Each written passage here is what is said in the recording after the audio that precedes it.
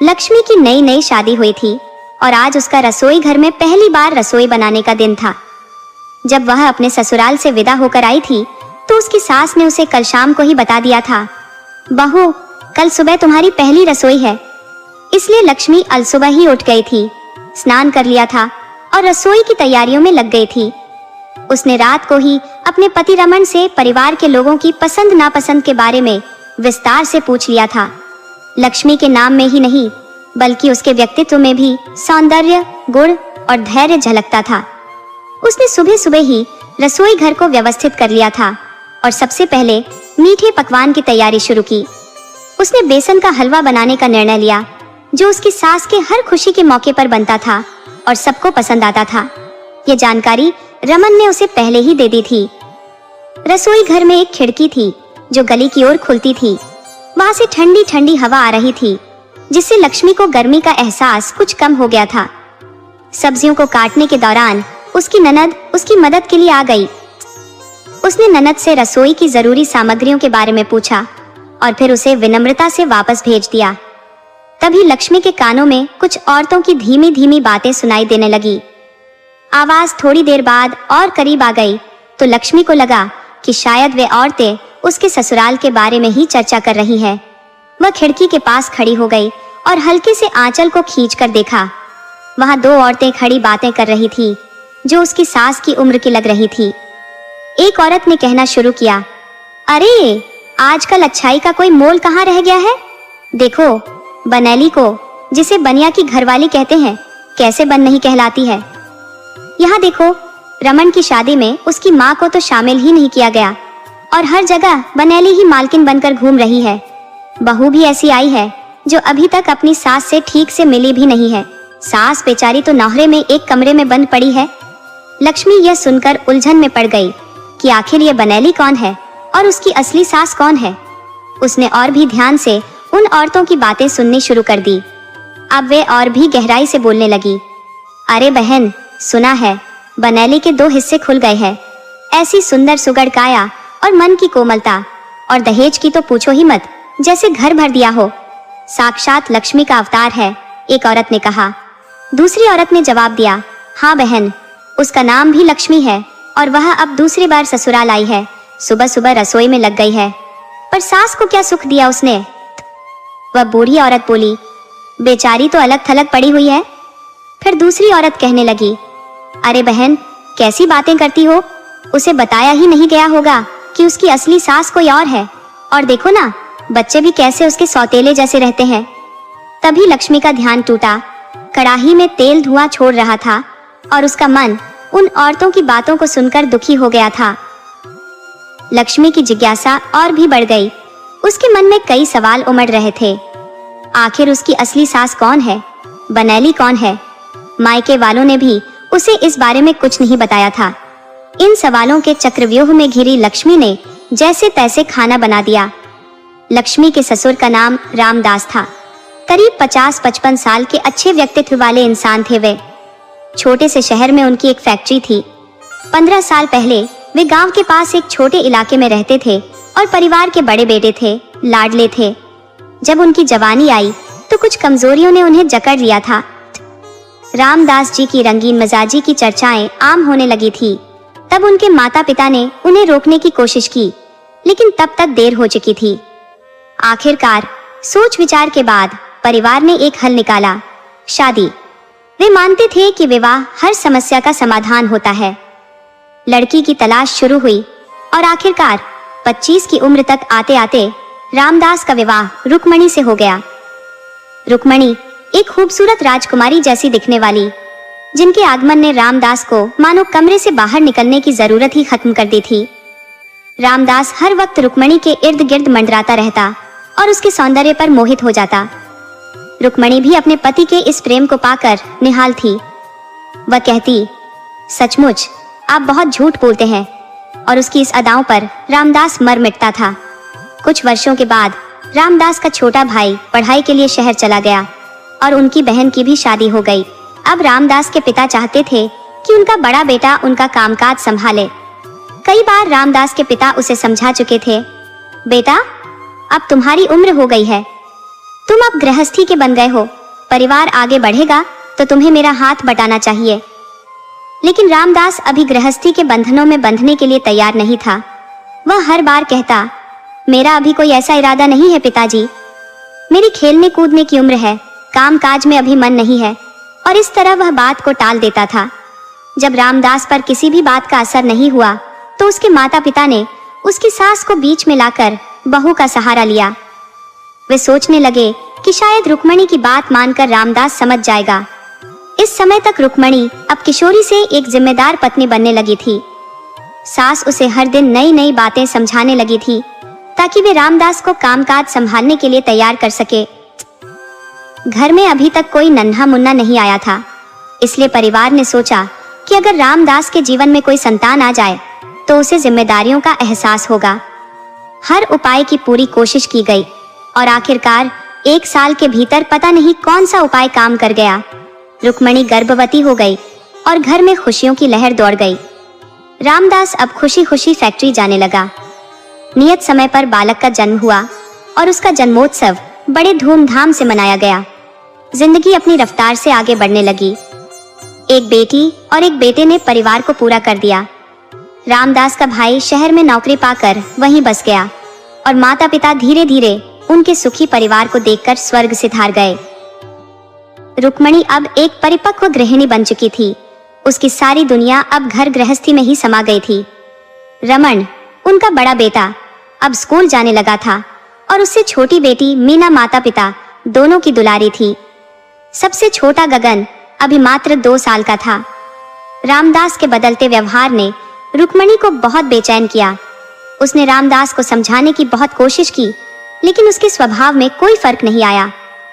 जो रामदास कभी 3 साल तक घर से बाहर कदम नहीं रखता था, आज वही उसकी बात पर ध्यान तक नहीं देता था। देर रात घर आना, कभी कभी बाहर ही खाना खा लेना, यहाँ तक कि कई बार तो रात भर घर न आना उसकी आदत बन गई थी। रुक्मणी ने एक दिन रामदास से कहा, सुनो जी, आज जल्दी आना, बाजार जाना है। तो रामदास ने बेरुखी से जवाब दिया, मुझे जल्दी आने की क्या जरूरत है, तुम अकेली भी तो जा सकती हो। रुक्मणी ने बच्चों की देखभाल की बात की तो वह कहने लगा, देखो बच्चे बड़े हो रहे हैं, कभी कभी मेरा भी थोड़ा ध्यान रखा करो, तो मैं जल्दी आ सकता हूँ। रुक्मणी की बातें अब रामदास के लिए बेमानी हो गई थी। उसने दुखी मन से कहा, तुम्हें मेरी क्या जरूरत है, तुम्हारा तो सारा मन बाहर ही लगता है। यहाँ मैं घर में पिसती रहती हूँ और तुम लाट साहब बनकर बाहर घूमते रहते हो। इस तरह की शिकवा शिकायतों ने धीरे धीरे रुक्मणी और रामदास के बीच मनमुटाव पैदा कर दिया और छोटी छोटी बातों पर तकरारें झगड़ों में बदलने लगी। ये नहीं था कि रामदास बच्चों से प्यार नहीं करता था, वह उनके प्रति अपने सभी कर्तव्यों का पालन करता था, लेकिन रुक्मणी के प्रति उसकी अब पहले जैसी रुचि नहीं रही थी। 9 साल पहले वाली रुक्मणी और आज की रुक्मणी में जमीन आसमान का फर्क आ गया था। कभी नाजुक काया वाली रुक्मणी अब दोहरी काया की हो गई थी।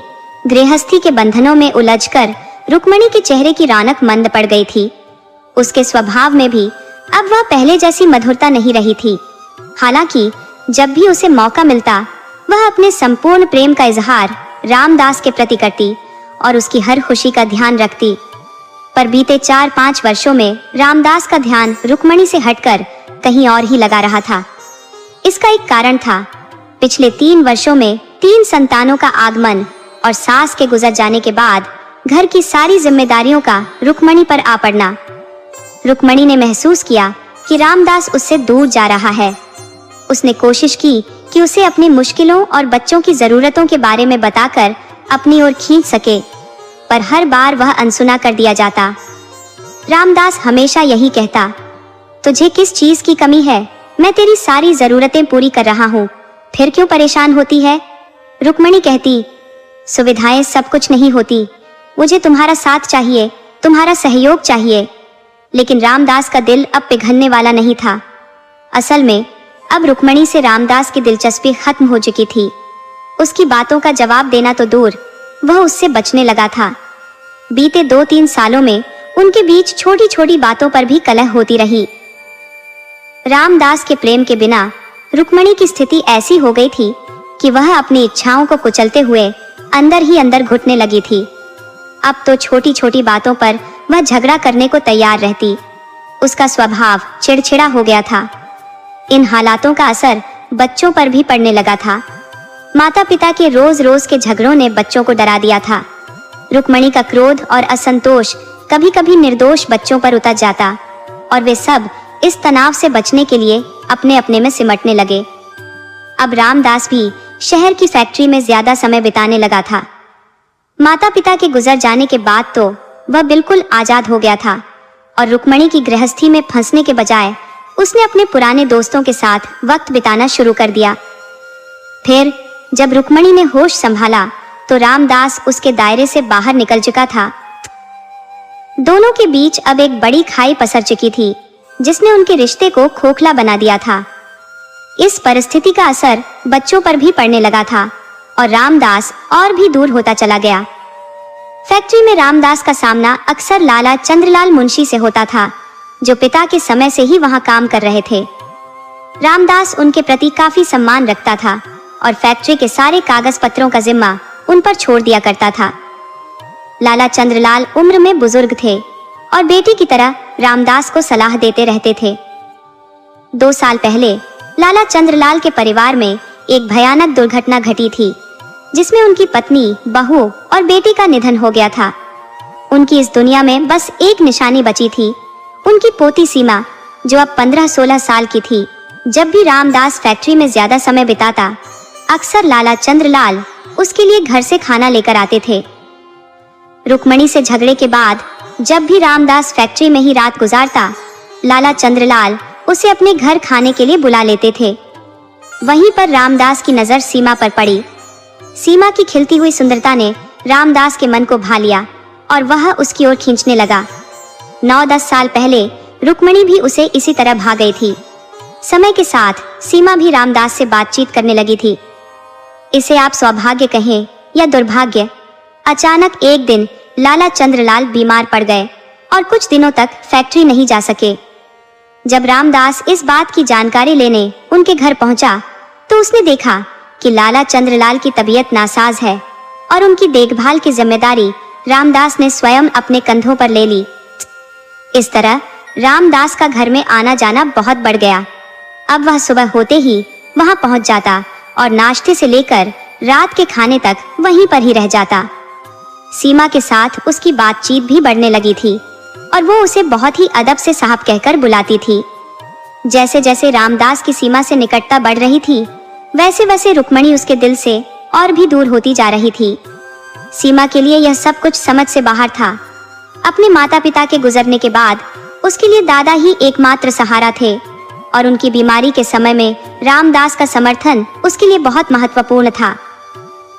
दूसरी ओर लाला चंद्रलाल अपनी पोती सीमा के भविष्य को लेकर चिंतित थे। उन्होंने रामदास से कहा, बेटा, मेरी बीमारी अब ठीक होती नहीं दिख रही। लगता है जल्द ही मेरा समय आ जाएगा। मेरे बाद सीमा का क्या होगा? रामदास ने उन्हें तसल्ली देते हुए कहा, मुंशी जी, आप बिल्कुल चिंता मत करें। जल्द ही आप स्वस्थ हो जाएंगे और मैं तो यहाँ हूँ ही सीमा की पूरी देखभाल के लिए। बस आप ईश्वर पर भरोसा रखिए। लेकिन नियति ने लाला चंद्रलाल का साथ छीन लिया और वे दुनिया से विदा हो गए, पीछे छोड़ गए मासूम सीमा और रामदास को। अब सीमा के लिए रामदास ही एकमात्र सहारा था और रामदास ने इस स्थिति का पूरा फायदा उठाया। वह सीमा की देखभाल में अपना अधिकतर समय बिताने लगा और धीरे धीरे सीमा उस पर पूरी तरह निर्भर हो गई। फिर एक दिन ऐसा आया जब रामदास घर लौटा तो उसके साथ सीमा भी थी। अब वह उसकी दूसरी पत्नी बन चुकी थी। रुक्मणी के दिल में जो थोड़ी बहुत उम्मीद बची थी, वह भी पूरी तरह से खत्म हो गई। अपने ही घर में अपने पति के साथ किसी दूसरी स्त्री की उपस्थिति सहन करना किसी भी स्त्री के लिए बेहद कठिन होता है। जब यह सब बातें आंखों से ओझल थी तो शायद रुक्मणी का दिल इसे बर्दाश्त कर जाता, लेकिन अब यह स्पष्ट हो चुका था। रामदास ने सीमा का परिचय इस तरह कराया कि यह तुम्हारी छोटी माँ है और सीमा रुक्मणी को जीजी कहकर संबोधित करती थी। उसे रुक्मणी का पूरा अधिकार समझ में नहीं आता था, लेकिन यह जरूर जानती थी कि उसने रुक्मणी की जगह ले ली है। सीमा की कोशिश यही रहती कि वह रुक्मणी को दुख न पहुंचाए, लेकिन रुक्मणी के लिए इससे बड़ा दुख क्या हो सकता था कि उसके अधिकारों पर उसी की आंखों के सामने डाका डाला जा रहा था और वह कुछ नहीं कर सकी थी। एक दिन रुक्मणी ने गुस्से में कहा, सुनो, तुम्हें मुझे जीजी कहने की कोई जरूरत नहीं है। मैं तुम्हारी जीजी नहीं हूँ। भगवान करे किसी को भी तुम्हारे जैसी छोटी बहन ना मिले। ऐसा कहकर उसने सीमा को ठुकरा दिया। सीमा के मासूम सवाल पूछने पर रुक्मणी क्रोध में पैर पटकती हुई चली गई। सीमा दुखी मन से माँ से बात कर अपने कमरे में चली गई और सारा दिन उदास अपने ही विचारों में खोई रही। रात को जब रामदास घर लौटा और उसने सीमा के बुझे हुए चेहरे को देखा तो पूछ बैठा, क्या हुआ सीमा? उसकी आंखों में आंसू भर आए और रोते रोते उसने रुक्मणी की सारी बातें रामदास को बता दी। रामदास सब कुछ समझता था, लेकिन अब उसके लिए सीमा अधिक अहमियत रखती थी। वह सीमा को अधिक तवज्जो देने लगा था। रामदास ने सीमा को सांत्वना देते हुए कहा, तुम्हें रुक्मणी की बातों की परवाह करने की कोई जरूरत नहीं है। तुम अपने काम से काम रखा करो। जो भी कहना हो मुझसे कहो, मैं हमेशा तुम्हारे लिए हूँ। कुछ दिनों में सब ठीक हो जाएगा। ऐसा कहकर उसने सीमा को अपने गले से लगा लिया। इसके बाद रामदास और रुक्मणी के बीच बातें होना बिल्कुल बंद हो गई। एक तरफ रामदास के मन में रुक्मणी के सामने अपराध बोध था और दूसरी तरफ रुक्मणी का क्रोध, जिसने दोनों को एक दूसरे से पूरी तरह दूर कर दिया था। अब रामदास पूरी तरह से सीमा का हो गया था। उसने बच्चों की जरूरतों को भी सीमा से पूछकर ही पूरा करना शुरू कर दिया। बच्चों की मासूमियत भरी बातें सुनकर सीमा का दिल खुश हो जाता था। 3-4 साल तक अकेलेपन में बिताने के बाद सीमा अब एक भरे पूरे परिवार का हिस्सा बन गई थी। जब बच्चे उसे छोटी माँ कहकर बुलाते तो उसके भीतर बड़प्पन का एहसास होता और जब रामदास उसके लिए स्नेह बरसाता, उसकी हर छोटी बड़ी ख्वाहिश पूरी करता, तो जैसे पिता की कमी पूरी हो जाती थी। इस घर में एक अजीब सा रिश्ता पनप रहा था, जहाँ एक तरफ रामदास और सीमा का अपनापन था, वहीं दूसरी तरफ रुक्मणी की नफरत और दूरी बढ़ने लगी थी। रुक्मणी की यह नफरत बच्चों पर भी असर डालने लगी, क्योंकि वह अपने बच्चों को सीमा से दूर रखना चाहती थी। उसे डर था कि जैसे उसका पति उसे छोड़ चुका है, वैसे ही उसके बच्चे भी कहीं सीमा के प्यार के चलते उससे दूर ना हो जाएं। इन हालातों ने रुक्मणी को और भी अधिक चिड़चिड़ा बना दिया था, जबकि सीमा को इन घटनाओं का फायदा हुआ, क्योंकि बच्चों को अब रामदास और सीमा का अधिक प्यार और दुलार मिलने लगा था। 2 साल गुजरते गुजरते सीमा गर्भवती हो गई। इस दौरान रुक्मणी के मन में उपजे गहरे दुख के साए और भी गहरे होते गए। वह अब दिल से मानने लगी थी कि समाज में रुक्मणी को ही पत्नी का दर्जा प्राप्त है, लेकिन घर के माहौल में अब सब कुछ बदल चुका था। जैसे जैसे समय बीत रहा था, सीमा ने रामदास के मन में रुक्मणी के खिलाफ धीरे धीरे संदेह के बीज बोने शुरू कर दिए। उसने रुक्मणी के खिलाफ बातें रामदास के कानों में भरनी शुरू कर दी। हालांकि रामदास ने अब तक रुक्मणी के साथ कोई दुर्व्यवहार नहीं किया था और वह अपने बच्चों को बहुत प्यार करता था, लेकिन सीमा के प्रति रुक्मणी के व्यवहार पर उसे खिन्नता होती थी। फिर भी वह सब कुछ अनदेखा कर दिया करता था। सीमा ने अब रामदास पर दबाव डालना शुरू कर दिया, ताकि वह रुक्मणी के अधिकार को कम करके उसके हिस्से में अधिक से अधिक प्रेम और महत्व दे सके। कि वे शहर जाने और वहीं घर स्थानांतरित होने का विचार धीरे धीरे सीमा के मन में गहराने लगा।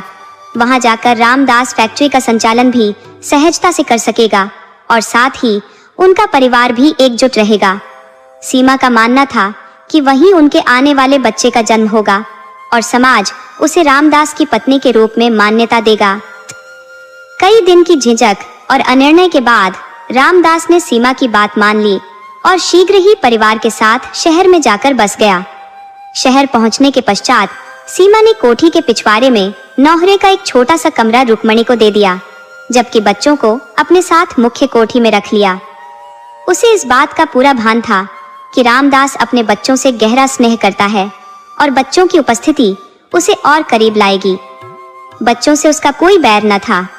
दरअसल रुक्मणी की नफरत ही थी जिसने उसे बच्चों से दूर कर दिया था।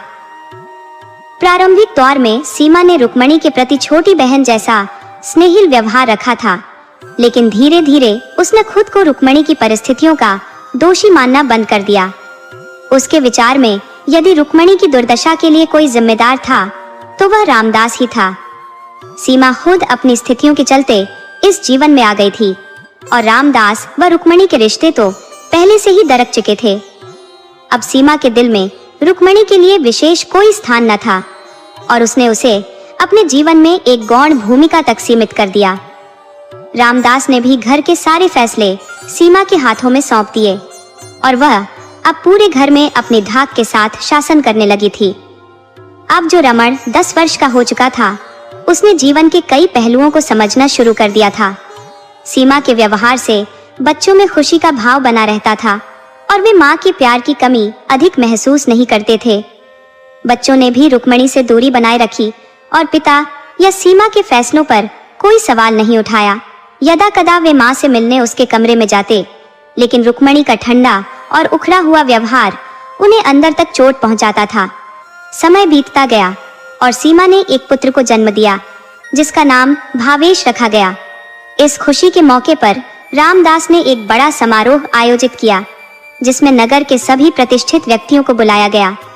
इस महफिल में रुक्मणी की कहीं कोई चर्चा नहीं थी और समाज के समक्ष सीमा ही रामदास की पत्नी के रूप में प्रस्तुत थी। शहर में बसे हुए उन्हें 15 वर्ष बीत चुके थे। रमण ने BA की पढ़ाई पूरी कर पिता के साथ फैक्ट्री के कामकाज में हाथ बटाना शुरू कर दिया था, जो अब काफी विस्तृत हो चुका था। मीना की शादी हो चुकी थी और वह अपनी ससुराल में सुखी जीवन बिता रही थी। गगन और भावेश अभी अपनी पढ़ाई कर रहे थे। भाई बहनों के बीच प्रेम की डोर इतनी मजबूत थी कि सौतेलेपन का कहीं कोई आभास नहीं होता था। रमण की शादी लक्ष्मी से हो चुकी थी और लक्ष्मी अपनी सास सीमा की सेवा में लगी थी। उसके मन में सुबह की बातचीत को लेकर कई सवाल उमड़ घुमड़ रहे थे, लेकिन उसने अपनी समझदारी का परिचय देते हुए तत्काल कुछ न पूछने का निर्णय लिया। लक्ष्मी एक समझदार और शिक्षित महिला थी जो परिस्थितियों को भली भांति समझने के बाद ही कोई कदम उठाना चाहती थी। वह जानती थी कि जल्दबाजी में लिए गए निर्णय अक्सर उलझनों को और बढ़ा देते हैं और रिश्तों में खटास ला सकते हैं। अभी वह रमण से बात करने का सही समय खोज रही थी ताकि वह सारी बातें सुलझा सके। सीमा की आवाज ने अचानक लक्ष्मी के विचारों को भंग कर दिया। वह बोली, जाओ बहू, अब तुम भी थोड़ा आराम कर लो। सुबह से ही काम में लगी हो, थक गई होगी। लक्ष्मी ने विनम्रता से जी माँ जी कहते हुए उठने का उपक्रम किया, परंतु जाते जाते अचानक रुक गई। सीमा ने भांप लिया कि लक्ष्मी कुछ कहना चाहती है। उसने पूछा, क्या बात है, कुछ कहना चाहती हो? लक्ष्मी ने अपने भीतर की हलचल को शांत करते हुए पूछा, माँ जी, क्या मैं दूध ले आऊं? सीमा ने मुस्कुराते हुए कहा, नहीं, बच्चों को दे देना और खुद भी ले लेना। इतना कहकर लक्ष्मी कमरे से बाहर निकल आई और अपने भीतर चल रहे विचारों को संयमित करने लगी। उसने ठान लिया कि अब इस विषय पर वह रमन से ही बात करेगी। कमरे में रमन उसका बेसब्री से इंतजार कर रहा था। लक्ष्मी ने चुपचाप उसके हाथ में दूध का गिलास थमाया और पास बैठ गई। उसके मन में फिर से द्वंद्व उठने लगा कि रमन से बात करे या ना करे। रमन का स्वभाव उसके लिए अभी भी एक पहेली जैसा था, क्योंकि वह कम बोलने वाला और चुपचाप रहने वाला इंसान था। उसे समझने में अभी समय लगने वाला था और यही कारण था कि लक्ष्मी के मन में एक संकोच था।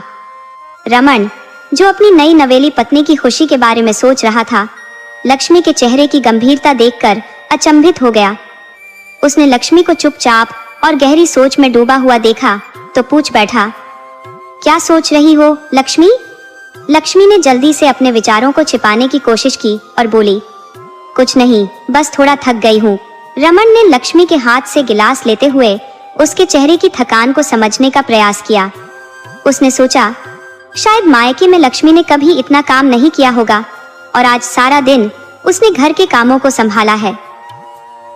रमन का मन उसे कुछ पूछने के लिए मचल उठा, लेकिन वह बात शुरू करने से पहले ही खुद को रोक लेता। लक्ष्मी को महसूस हुआ कि अगर वह इस क्षण का उपयोग नहीं करेगी तो वह हमेशा के लिए अपने सवालों के उत्तर से वंचित रह जाएगी। उसने धीमे स्वर में कहा, मैं आपसे कुछ पूछ सकती हूँ? रमन ने सहजता से कहा, पूछो ना लक्ष्मी, अब हम पति पत्नी हैं, इसमें हिचक कैसी? अगर मुझसे दिल की बात नहीं करोगी तो और किससे करोगी? लक्ष्मी ने थोड़ी हिम्मत जुटाई और बोल पड़ी, रमन जी, मैं जानना चाहती हूँ कि ये सीमा मम्मी कौन है? और आपकी अपनी माँ कहाँ है? ये सवाल जैसे एक विस्फोट था। रमन के चेहरे पर हैरानी की लहर दौड़ गई। उसका हाथ लक्ष्मी के हाथ से फिसल गया और वह सोच में डूब गया कि लक्ष्मी को यह बात किसने बताई। उसने घबराकर पूछा, घर में कोई चर्चा हुई है क्या? लक्ष्मी ने गंभीर स्वर में कहा, नहीं, घर में कोई बात नहीं हुई। लेकिन क्या यह सच है? उसने रमन का हाथ थामकर फिर पूछा। रमन का चेहरा सफेद पड़ गया और उसने बुझे स्वर में कहा, हाँ, यह सच है। रमन की सोच में डूबे होने का प्रश्न था। आखिर उसे ये कैसे पता चला? सीमा की माँ तो हर संभव प्रयास में लगी थी कि शादी से उसे दूर ही रखा जाए। अब इस पर सीमा की माँ क्या कहेंगी? हमने तो इस बात को उसके परिवार से भी छिपा रखा था। हल्की घबराहट से रमन ने पूछा, सीमा, तुम्हें कैसे मालूम हुआ लक्ष्मी? उसने अपने हाथ को उसकी पत्नी के कंधे पर रखते हुए कहा। उसकी नजरें लक्ष्मी की आंखों में जैसे जवाब खोजने लगी। लक्ष्मी ने तब बताया कि सुबह गली में कुछ औरतें जो बातें कर रही थी वह उसने सुनी थी। इस पर रमन ने कहा, सीमा हमारी छोटी माँ है, लेकिन मेरी असली माँ रुक्मणी है जो कोठी के पीछे रहती है। रमन ने अपने बचपन से लेकर अब तक की सारी कहानी लक्ष्मी के सामने रख दी। उसकी आंखों में आंसू थे जो उसकी असहायता और विवशता को बयान कर रहे थे। उसने बताया कि सीमा माई हमेशा उनकी माँ के खाने पीने और पहनावे का ध्यान रखती थी। बचपन में कभी पढ़ाई का बहाना बनाकर उन्हें माँ से दूर रखा गया, तो कभी माँ की मानसिक स्थिति का हवाला देकर उन्हें अलग रखा गया। रमन ने कहा, जब तक मैं छोटा था तब भी माँ से मिलने के मौके निकालता था, लेकिन व्यस्तता में कभी कभी ही माँ के पास जाकर उन्हें खाना खिलाता और देख आता था। लक्ष्मी ने आश्चर्य से रमन को देखा, जैसे वह किसी अनहोनी को देख रही हो। उसने कहा, रमन जी, कैसे कोई अपनी ही माँ के साथ ऐसा कर सकता है? तुम्हारे पिता ने तुम्हारी माँ के साथ अन्याय किया और तुम भी कभी विरोध नहीं कर पाए। तब तुम छोटे थे, पर अब तुम समर्थ हो। आज तुम्हारी क्या मजबूरी है? उसकी आवाज में दुख के साथ क्रोध भी था। रमन ने गहरी सांस लेते हुए कहा, लक्ष्मी, घर का माहौल तुम नहीं जानती। छोटी माँ इस घर की मालकिन है। जो वह सही समझती है वही होता है। हम उनके सामने कुछ नहीं कह सकते।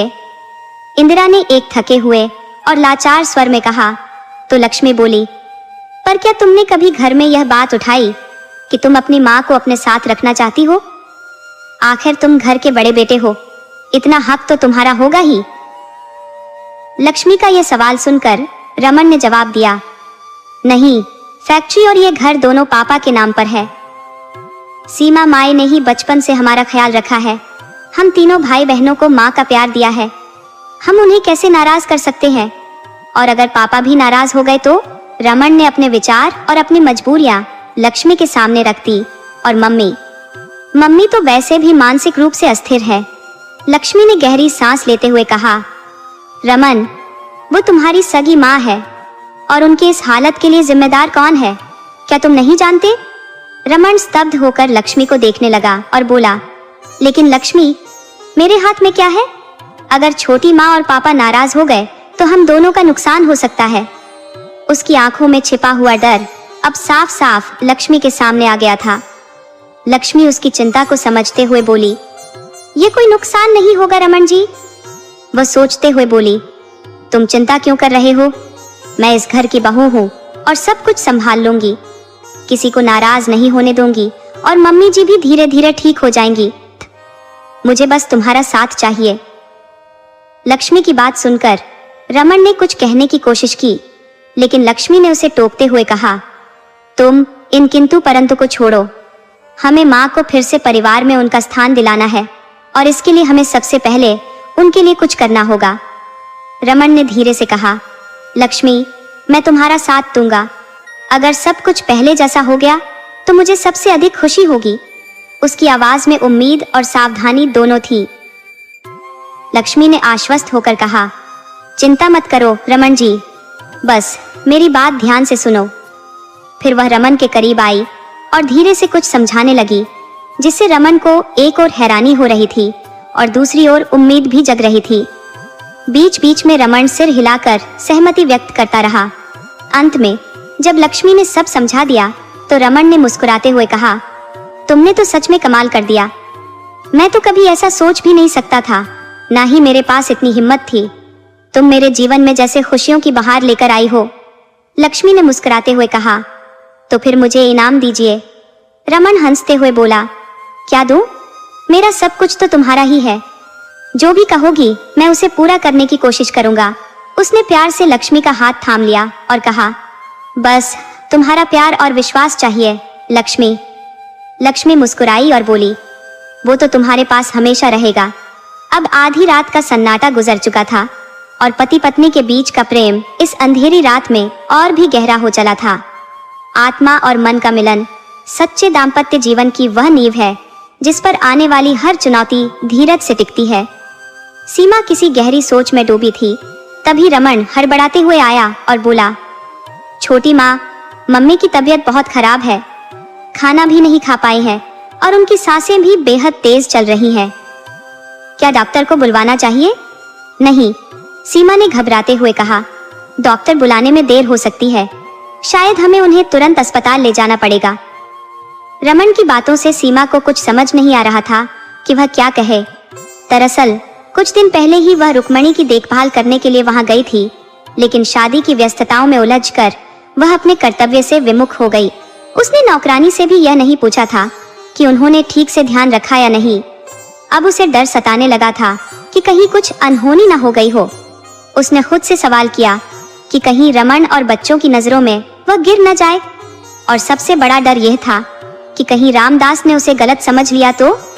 इस समय बहू घर पर है, पता नहीं उसे क्या क्या खबर लगी होगी। और रमन, वह भी अब बदला बदला सा लग रहा था।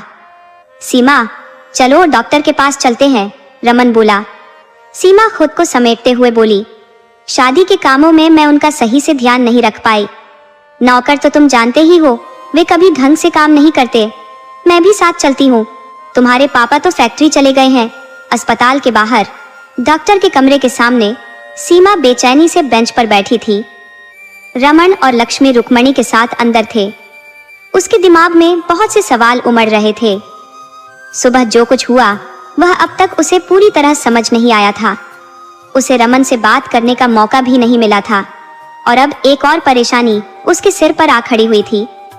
सुबह जहां वह बेहद खुश और संतुष्ट महसूस कर रही थी, अब वही चिंता और घबराहट उसके दिल में घर कर चुकी थी। बीते 20 सालों से जिस साम्राज्य का सुख वह अकेले भोग रही थी, उसे अब बिखरने का डर सताने लगा था।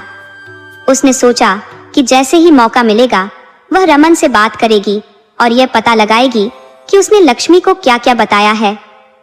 वह अपने विचारों में उलझी ही थी कि रमन बाहर आ गया। सीमा ने उसकी ओर देखा और घबराहट भरे स्वर में पूछा, कैसी हैं जीजी? उसकी आवाज में घबराहट सिर्फ रुक्मणी के लिए नहीं थी, बल्कि आने वाले कल की चिंता भी उसकी धड़कनों में घुली हुई थी। रमन सीमा की यह चिंता समझ गया था। उसने कहा, मम्मी की हालत कुछ खास अच्छी नहीं है छोटी माँ। उसकी आवाज में गहरा पश्चाताप और लाचारी झलक रही थी। मुझे कुछ कहना था। सीमा ने कुछ बोलने की कोशिश की, लेकिन रमन ने उसे बीच में ही रोकते हुए कहा, नहीं छोटी माँ, आपकी कोई गलती नहीं है। आपने हमेशा हम सबको अच्छे से संभाला है। असल गलती मेरी है। मुझे मम्मी का ठीक से ध्यान रखना चाहिए था। रमन की दिलासा भरी बातें सुनकर सीमा को थोड़ी राहत जरूर मिली, पर अंदर की बेचैनी अभी भी पूरी तरह शांत नहीं हो पाई थी। सच तो यह था कि शादी से कुछ दिन पहले ही रमन की छोटी बहन मीना आई थी और लक्ष्मी के आने से एक दिन पहले ही वह अपने ससुराल लौट गई थी। उन्हीं दिनों मीना ने रुक्मणी की देखभाल की थी। रमन उन दिनों कई बार माँ के आशीर्वाद के लिए गया था।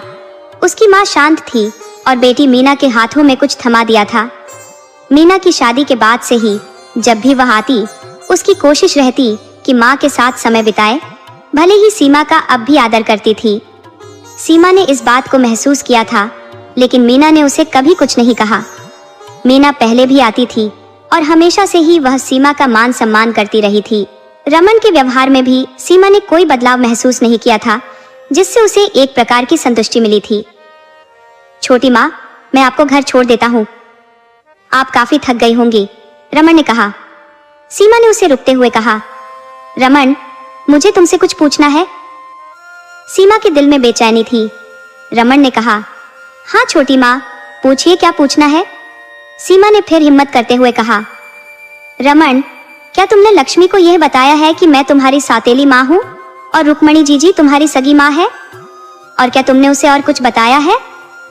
सीमा ने बेचैन मन से रमन से यह सवाल किया, पर तभी पवन कुछ कहने ही वाला था कि लक्ष्मी आ गई और रमन चुप हो गया।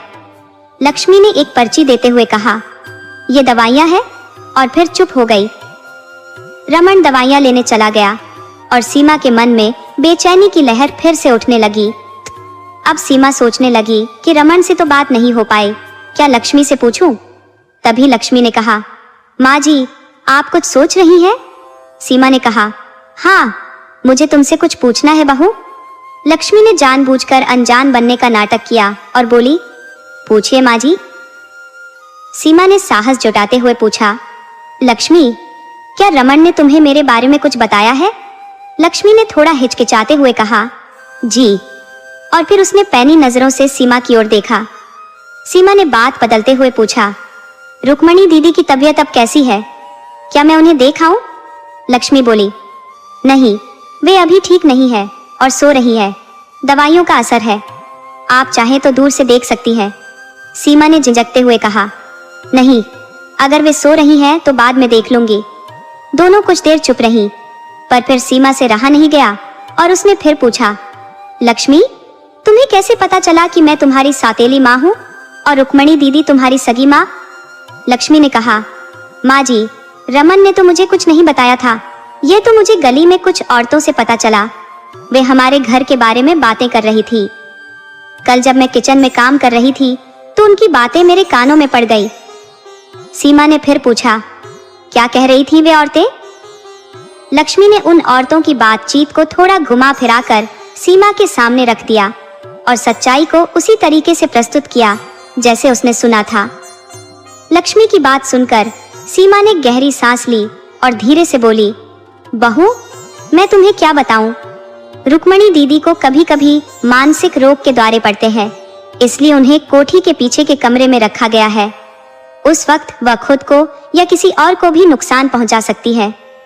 बहू, तुम मेरे बारे में गलत मत सोचना। अगर मैं रुक्मणी जीजी के साथ रहती तो मीना और गगन को अपने बच्चों की तरह कैसे पाल पाती। रमन और मैंने हमेशा मीना और गगन को अपने बच्चों जैसा ही माना। मेरा भाग्य ही ऐसा है बहू कि रुक्मणी जीजी जब से हमारे घर आई तब से उनकी मानसिक स्थिति बिगड़ने लगी। पहले वह सिर्फ मानसिक रूप से थोड़ी अस्थिर और चिड़चिड़ी थी, पर बाद में उनका हाल और भी खराब हो गया। सीमा अपनी सफाई देती रही, मानो उसे एक ही सांस में सब कुछ कह देना हो। लक्ष्मी ने देखा कि सीमा की आंखें नम हो गई थी। वह उठकर दूर एक बेंच पर जाकर बैठ गई और अपने चेहरे को अपने हाथों से ढक लिया। सीमा को यह तसल्ली थी कि रमन ने अभी तक लक्ष्मी को सब कुछ नहीं बताया था। लक्ष्मी को ऐसा लगा कि शायद सीमा की सच्चाई अब सामने आ रही थी, इसलिए वह अपने भाग्य को कोस रही थी। तभी रमन दवाइयां लेकर वापस आ गया। उसी समय दूसरी ओर से रामदास जी, गगन और भावेश भी आते हुए दिखाई दिए। सीमा चुपचाप बैठी रही और रमन ने अपने पिता को माँ की तबीयत के बारे में बताया। लक्ष्मी डॉक्टर के कमरे के बाहर बैठी सुबह की घटनाओं के बारे में सोच रही थी, जबकि डॉक्टर रुक्मणी जी का चेकअप कर रहे थे। रमन और लक्ष्मी जब रुक्मणी के कमरे में पहुंचे तो उन्होंने देखा कि वह एक छोटा सा पुराना कमरा था। रुक्मणी चारपाई पर लेटी हुई थी। कमरा लंबे समय से साफ नहीं हुआ था और दीवारों पर पुरानी परतें छड़ी थी। लक्ष्मी ने पूछा, मम्मी जी कैसी हैं? उनकी सास बेहद कमजोर और अस्त व्यस्त स्थिति में थी। उन्हें देखकर लग रहा था कि उन्होंने कई दिनों से खुद पर ध्यान नहीं दिया था। रुक्मणी देवी की उम्र करीब 45-50 साल के आसपास थी। अपने समय में वह बेहद सुंदर रही होंगी, लेकिन उम्र की क्रूरता ने उनके शरीर को थका दिया था। उनके बाल उलझे हुए थे, चेहरे पर झुर्रियां थी और वह एक पुरानी चादर ओढ़े लेटी थी। ऐसा लग रहा था जैसे मीना के जाने के बाद किसी ने उनकी ओर ध्यान नहीं दिया। जब रुक्मणी ने रमन और लक्ष्मी को देखा तो वह उठने की कोशिश करने लगी, पर कमजोर शरीर उन्हें उठने नहीं दे रहा था। रमन ने उन्हें सहारा दिया और लक्ष्मी ने उनके पैर छुए। रुक्मणी ने उन्हें आश्चर्य से देखा उनकी आंखों में आंसू थे। रुक्मणी ने बहुत धीमी और कमजोर आवाज में कहा, मैं ठीक हूँ बेटा। उन्होंने लक्ष्मी की ओर देखते हुए कहा, तुम रमन की बहू हो, तुम यहाँ कैसे आई? उनकी आवाज इतनी कमजोर थी कि हर शब्द बोलने के लिए उन्हें पूरा जोर लगाना पड़ रहा था। लक्ष्मी ने उनके हाथों को अपने हाथों में लिया और चारपाई पर बैठ गई। रुक्मणी के पैरों के पास बैठकर लक्ष्मी ने उन्हें दिलासा दिया और कहा, मम्मी जी, आप चिंता मत कीजिए, अब आपकी बहू आ गई है और मैं आपको किसी भी तकलीफ या परेशानी से दूर रखूंगी। इस पर रुक्मणी की आंखें नम हो गई और वे भावुक होकर बोली, बहू, जवानी तो दुखों में ही गुजर गई, अब बुढ़ापे में सुख का क्या मोल? रमन ने लक्ष्मी से कहा, चलो लक्ष्मी, हम मम्मी जी को अस्पताल लेकर चलते हैं। मैं बाहर सबको सूचित करता हूँ, तब तक तुम मम्मी जी के कपड़े वगैरह तैयार कर दो। रमन बाहर चला गया और लक्ष्मी रुक्मणी के पास बैठ गई। वह उनसे कहने लगी, मम्मी जी, ऐसा लगता है जैसे आपने अपने जीवन से पूरी तरह निराशा महसूस कर ली है। रुक्मणी ने गहरी सांस लेकर कहा, अब इस जीवन में रखा ही क्या है? पति और बच्चे सभी पराये से लगने लगे हैं, अपना तो कोई नहीं बचा। अब तो बस मौत ही राहत दे सकती है। इस अकेलेपन से अब और सहन नहीं होता। इस कमरे में पड़े पड़े बरसों बीत गए, बाहरी दुनिया को देखे मानो युग बीत गए हों। रुक्मणी की लंबी बातें सुनते सुनते उन्हें खांसी आ गई। लक्ष्मी ने उनके पीठ और सीने पर हाथ फेरते हुए उन्हें आराम देने की कोशिश की, फिर उन्हें पानी पिलाया। थोड़ी देर बाद लक्ष्मी ने उन्हें भोजन करने का आग्रह किया और धीरे धीरे उनके मुंह में छोटे छोटे निवाले रखने लगी। कुछ निवाले खाने के बाद रुक्मणी ने मना कर दिया और लेटने लगी। लक्ष्मी ने उन्हें सहारा देकर बिस्तर पर लेटाया। थोड़ा आराम मिलने पर रुक्मणी फिर से बोलने लगी, जैसे वर्षों की चुप्पी आज टूट गई हो, मानो उनके दिल की सारी बातें आज बाहर आनी हो, जो अब तक दबे पड़ी थी। रुक्मणी ने उदास स्वर में कहा, बहू, यह अकेलापन जैसे जान ही लेने को आता है, कुछ भी मन को नहीं भाता। बस भगवान से यही प्रार्थना है कि वह मुझे उठा ले। लक्ष्मी ने उनके हाथ को सहलाते हुए जवाब दिया, मम्मी जी, ऐसा नहीं कहते। अगर बुरे दिन है तो अच्छे भी लौटेंगे। आपके पुराने सुखद दिन भी फिर से आएंगे। अब मैं यहाँ हूँ और मुझे भी तो अपने पति की जननी के साथ रहने का अधिकार है ना? थोड़ा हंसते हुए रुक्मणी ने पूछा, एक बात बता बहू। लक्ष्मी ने जिज्ञासु होते हुए कहा, क्या मम्मी जी? रुक्मणी ने मुस्कुराते हुए कहा, तूने रमन पर क्या जादू कर दिया? वह डॉक्टर को बुलाने चला गया। वो तो कभी सीमा की इजाजत के बिना एक गोली भी नहीं लाता था। लक्ष्मी ने मुस्कुराते हुए कहा, मम्मी जी, सुबह का भूला शाम को घर आ जाए तो उसे भूला नहीं कहते। इतना सुनते ही रुक्मणी चुप हो गई। तभी रमन आ गया और दोनों ने मिलकर रुक्मणी को सहारा दिया, फिर उन्हें अस्पताल लेकर गए। रामदास, सीमा, गगन और भावेश सभी उन्हें देखने के लिए कमरे में गए, पर दवाइयों के असर के कारण रुक्मणी गहरी नींद में थी। उनके चेहरे पर एक अजीब सी मुर्दनी थी। जब रामदास की नजर रुक्मणी पर पड़ी तो वह हक्का बक्का रह गए। सालों से उन्होंने रुक्मणी को देखा ही नहीं था। लगभग 60 की उम्र में भी वह खुद तंदुरुस्त और प्रभावशाली लग रहे थे, लेकिन उनसे कुछ साल छोटी रुक्मणी बुरी तरह बूढ़ा गई थी। उनका चेहरा झुर्रियों से भर चुका था, बाल सफेद हो गए थे और शरीर इतना कमजोर हो गया था कि मानो हड्डियों का ढांचा मात्र रह गया हो। रामदास को अपनी पुरानी यादें ताजा हो गई, जब रुक्मणी के बिना वे एक पल भी नहीं रह पाते थे। अब वह वही रुक्मणी नहीं थी जिनके लिए उन्होंने कभी घर नहीं छोड़ा था। सीमा, जो अब तक रुक्मणी की देखभाल की जिम्मेदारी निभाती आ रही थी, खुद को असहज महसूस करने लगी। उसने सबको यह यकीन दिलाया था कि वह रुक्मणी का ख्याल अच्छे से रख रही है, पर हकीकत कुछ और थी। सीमा खुद को गलती का एहसास दिलाते हुए बाहर निकलने लगी। रामदास और सीमा दोनों के मन में बहुत कुछ चल रहा था। खासकर नई बहू लक्ष्मी के सामने वे शर्मिंदगी महसूस कर रहे थे। उन्हें यह भी डर सता रहा था कि रुक्मणी की ऐसी हालत लक्ष्मी और उसके परिवार के सामने खुल जाएगी। अस्पताल से बाहर निकलते समय रामदास ने रमन की तरफ मुड़कर अपनी जेब से नोटों की गड्डी निकालकर उसके हाथ में रख दी। लक्ष्मी ने सीमा से कहा, मम्मी जी, आप भी घर जाएं, आप थक गई होंगी, हम यहाँ संभाल लेंगे। गगन और भावेश भी बोले, भाभी हम भी यहीं रुक जाते हैं। पर सीमा चुपचाप रामदास के पीछे चल पड़ी। सीमा सोच रही थी कि शायद रामदास उससे कुछ कहेंगे या कोई सवाल पूछेंगे, लेकिन रामदास खुद अपनी गलती से शर्मिंदा थे। उन्होंने कभी रुक्मणी की हालत पर ध्यान नहीं दिया, हमेशा सीमा की बातों पर भरोसा करते रहे। अब बच्चे जवान हो चुके हैं और आत्मनिर्भर भी। जब नई बहू घर आई तो वह क्या सोचती होगी? क्या उसने रमन से हमारे बारे में कुछ कहा होगा? इन्हीं उधेड़बुन में डूबे रामदास चुपचाप चल रहे थे। दोनों अपनी अपनी सोच में खोए थे। जैसा कि सीमा ने लक्ष्मी को बताया था कि रुक्मणी की मानसिक स्थिति ठीक नहीं है, उसी आधार पर लक्ष्मी ने सबको बताया था कि रुक्मणी का मानसिक संतुलन बिगड़ गया है। उसने यह भी जोड़ दिया कि डॉक्टर ने उनसे मिलने की मनाही की है और अब रुक्मणी का इलाज एक मानसिक अस्पताल में होगा। लक्ष्मी ने डॉक्टर से बात कर यह तय करवा लिया था कि रुक्मणी को मायके के शहर के एक अस्पताल में स्थानांतरित किया जाएगा, जहां उनसे मिलने की अनुमति नहीं होगी, क्योंकि इससे इलाज में बाधा पड़ती है। अस्पताल के नियमों के अनुसार सिर्फ एक व्यक्ति उनसे मिल सकता है, इसलिए किसी को भी अधिक चिंता करने की आवश्यकता नहीं है। बीच बीच में हम उन्हें देखने जाएंगे और मेरे मायके वाले भी वहां हैं, तो वे देखभाल कर लेंगे। लक्ष्मी ने आश्वस्त करते हुए कहा कि वह ससुराल की बदनामी नहीं होने देगी। इस तरह रुक्मणी अस्पताल में रहने लगी। 1 साल बीत गया। इस दौरान पवन और लक्ष्मी कभी कभी उनसे मिलने जाते थे और कभी कभी रात भी वहीं गुजारते थे।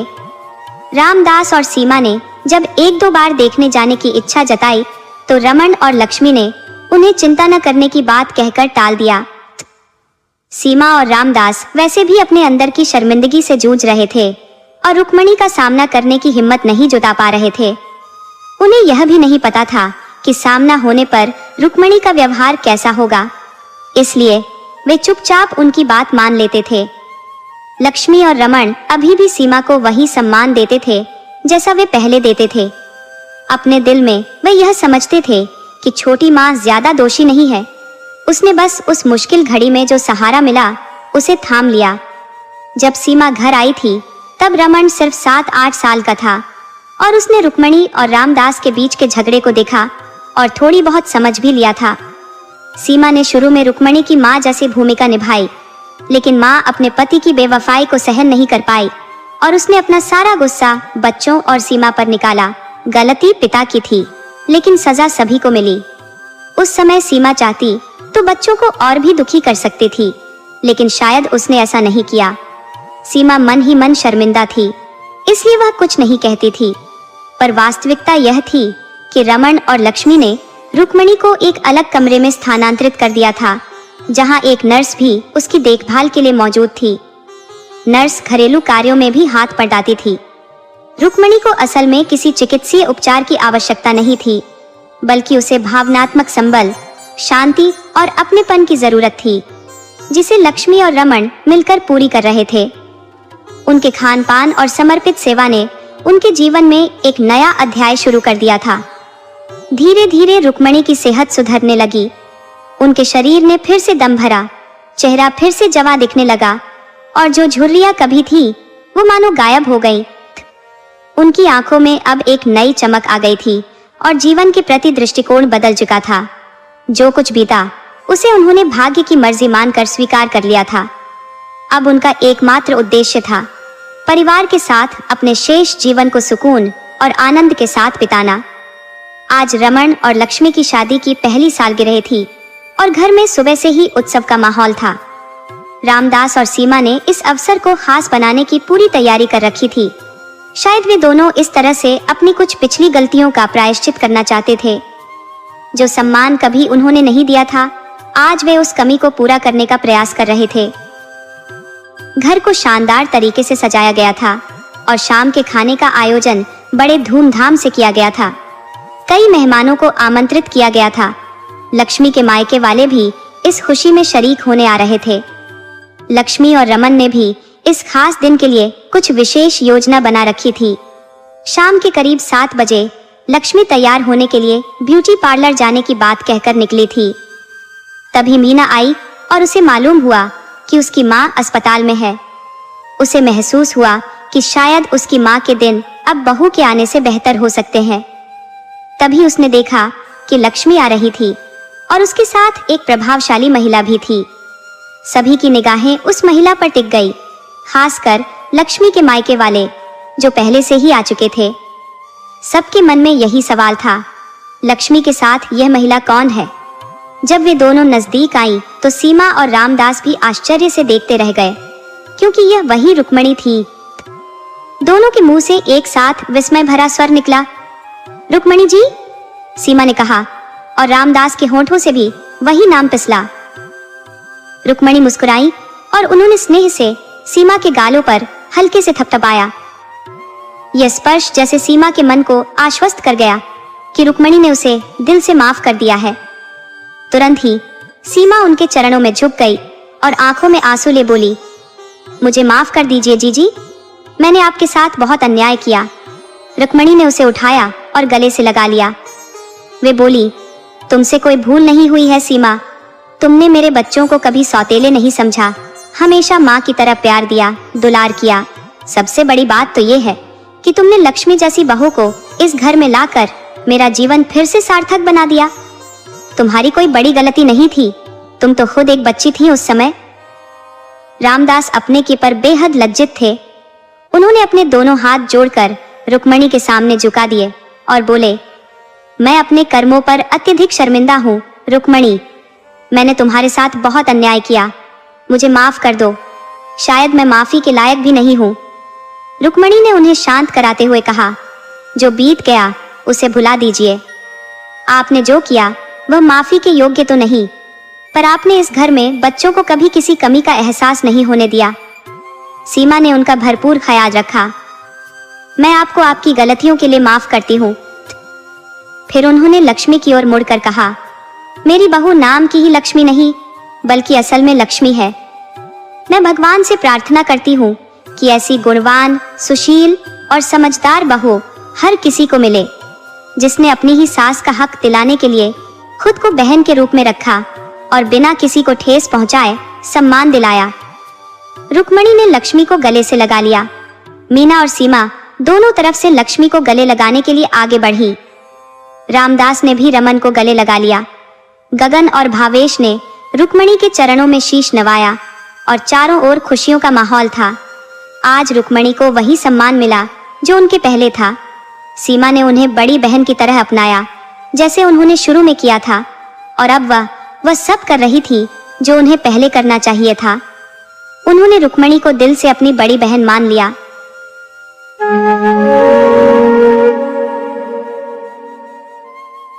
उत्तर प्रदेश के एक सुदूर गांव में एक परिवार वास करता था, जिसमें मात्र 5 सदस्य निवास करते थे। उस परिवार के मुखिया का नाम बलदेव सिंह था, जबकि उसकी पत्नी को दयावती के नाम से जाना जाता था। उनके 3 संतानें थीं, 2 पुत्र और 1 पुत्री। बलदेव सिंह, जो कि 5 फुट 10 इंच के लंबे और बलिष्ठ शरीर के धनी थे, जहां से भी गुजरते लोग उसे एक नजर देखने को विवश हो जाते थे। खेतीबाड़ी के कार्यों में कुशलता के चलते परिवार की आर्थिक स्थिति स्थिर थी और गुजारा आराम से चलता था। बलदेव सिंह अपनी मर्यादा में रहना पसंद करता था और वह किसी की विशेष परवाह नहीं करता था, चाहे वह गांव का मुखिया ही क्यों न हो। गांव के समृद्ध लोग उसकी इस आत्मनिर्भरता से चिढ़ते थे। एक दिन गांव के मुखिया ने बलदेव सिंह को बुलाया और कहा, देखो बलदेव, जब भी यहाँ से गुजरो सिर झुकाकर गुजरा करो, छाती तान कर नहीं, ये हमारा आदेश है। बलदेव ने बड़ी विनम्रता से उत्तर दिया, नंबरदार जी। पर मुखिया ने उसकी बात बीच में ही काटते हुए कहा, जो कहा जा रहा है उसे चुपचाप सुनो और मानो। बलदेव बिना कुछ बोले वहां से चला गया, लेकिन उसके मन में विचार उमड़ने लगे। उसने सोचा, मैं अपना खाता हूँ, अपना पहनता हूँ और किसी का गुलाम नहीं हूँ। चाहे जो हो, मैं अपने तरीके से ही चलूंगा। किसी दिन बलदेव शहर जाने के लिए फिर मुखिया के घर के पास से गुजर रहा था। मुखिया अपने कुछ साथियों के साथ चौपाल पर बैठा पान चबा रहा था। जैसे ही उसने बलदेव को देखा, उसके भीतर गुस्से की लहर दौड़ गई। कारण, बलदेव अपने खादी के कुर्ते, सफेद पाजामे, सफेद पगड़ी और काले जूतों में मस्त चाल चलता हुआ वहां से निकल रहा था। मुखिया को उसकी यह बेफिक्र चाल बिल्कुल नागवार गुजरी, मगर उस वक्त वह कुछ कह न सका। अंदर ही अंदर मुखिया बलदेव को अपना शत्रु मानने लगा था। वह नहीं चाहता था कि कोई उसके सामने सिर उठाकर जी सके। मुखिया ने बलदेव को सबक सिखाने के कई प्रयास किए, लेकिन असफल रहा। अंततः उसने निश्चय किया कि जड़ ही खत्म कर दी जाए, ताकि ना रहेगा बांस न बजेगी बांसुरी। उसने सुपारी देकर बलदेव की हत्या करवाने का षड्यंत्र रचा। बलदेव को इस साजिश की भनक तक नहीं थी और वह अपने जीवन का आनंद लेता रहा। एक रात जब सब लोग गहरी नींद में थे, तकरीबन 10 नकाबपोश लोग बलदेव के घर में घुसे। उन्होंने तीखे हथियार से बलदेव पर हमला किया, जिससे उसकी वहीं मौत हो गई। घर के अन्य सदस्यों को धमकी दी गई कि अगर किसी ने आवाज निकाली तो उनका भी यही अंजाम होगा। अगली सुबह गांव में कोहराम मच गया।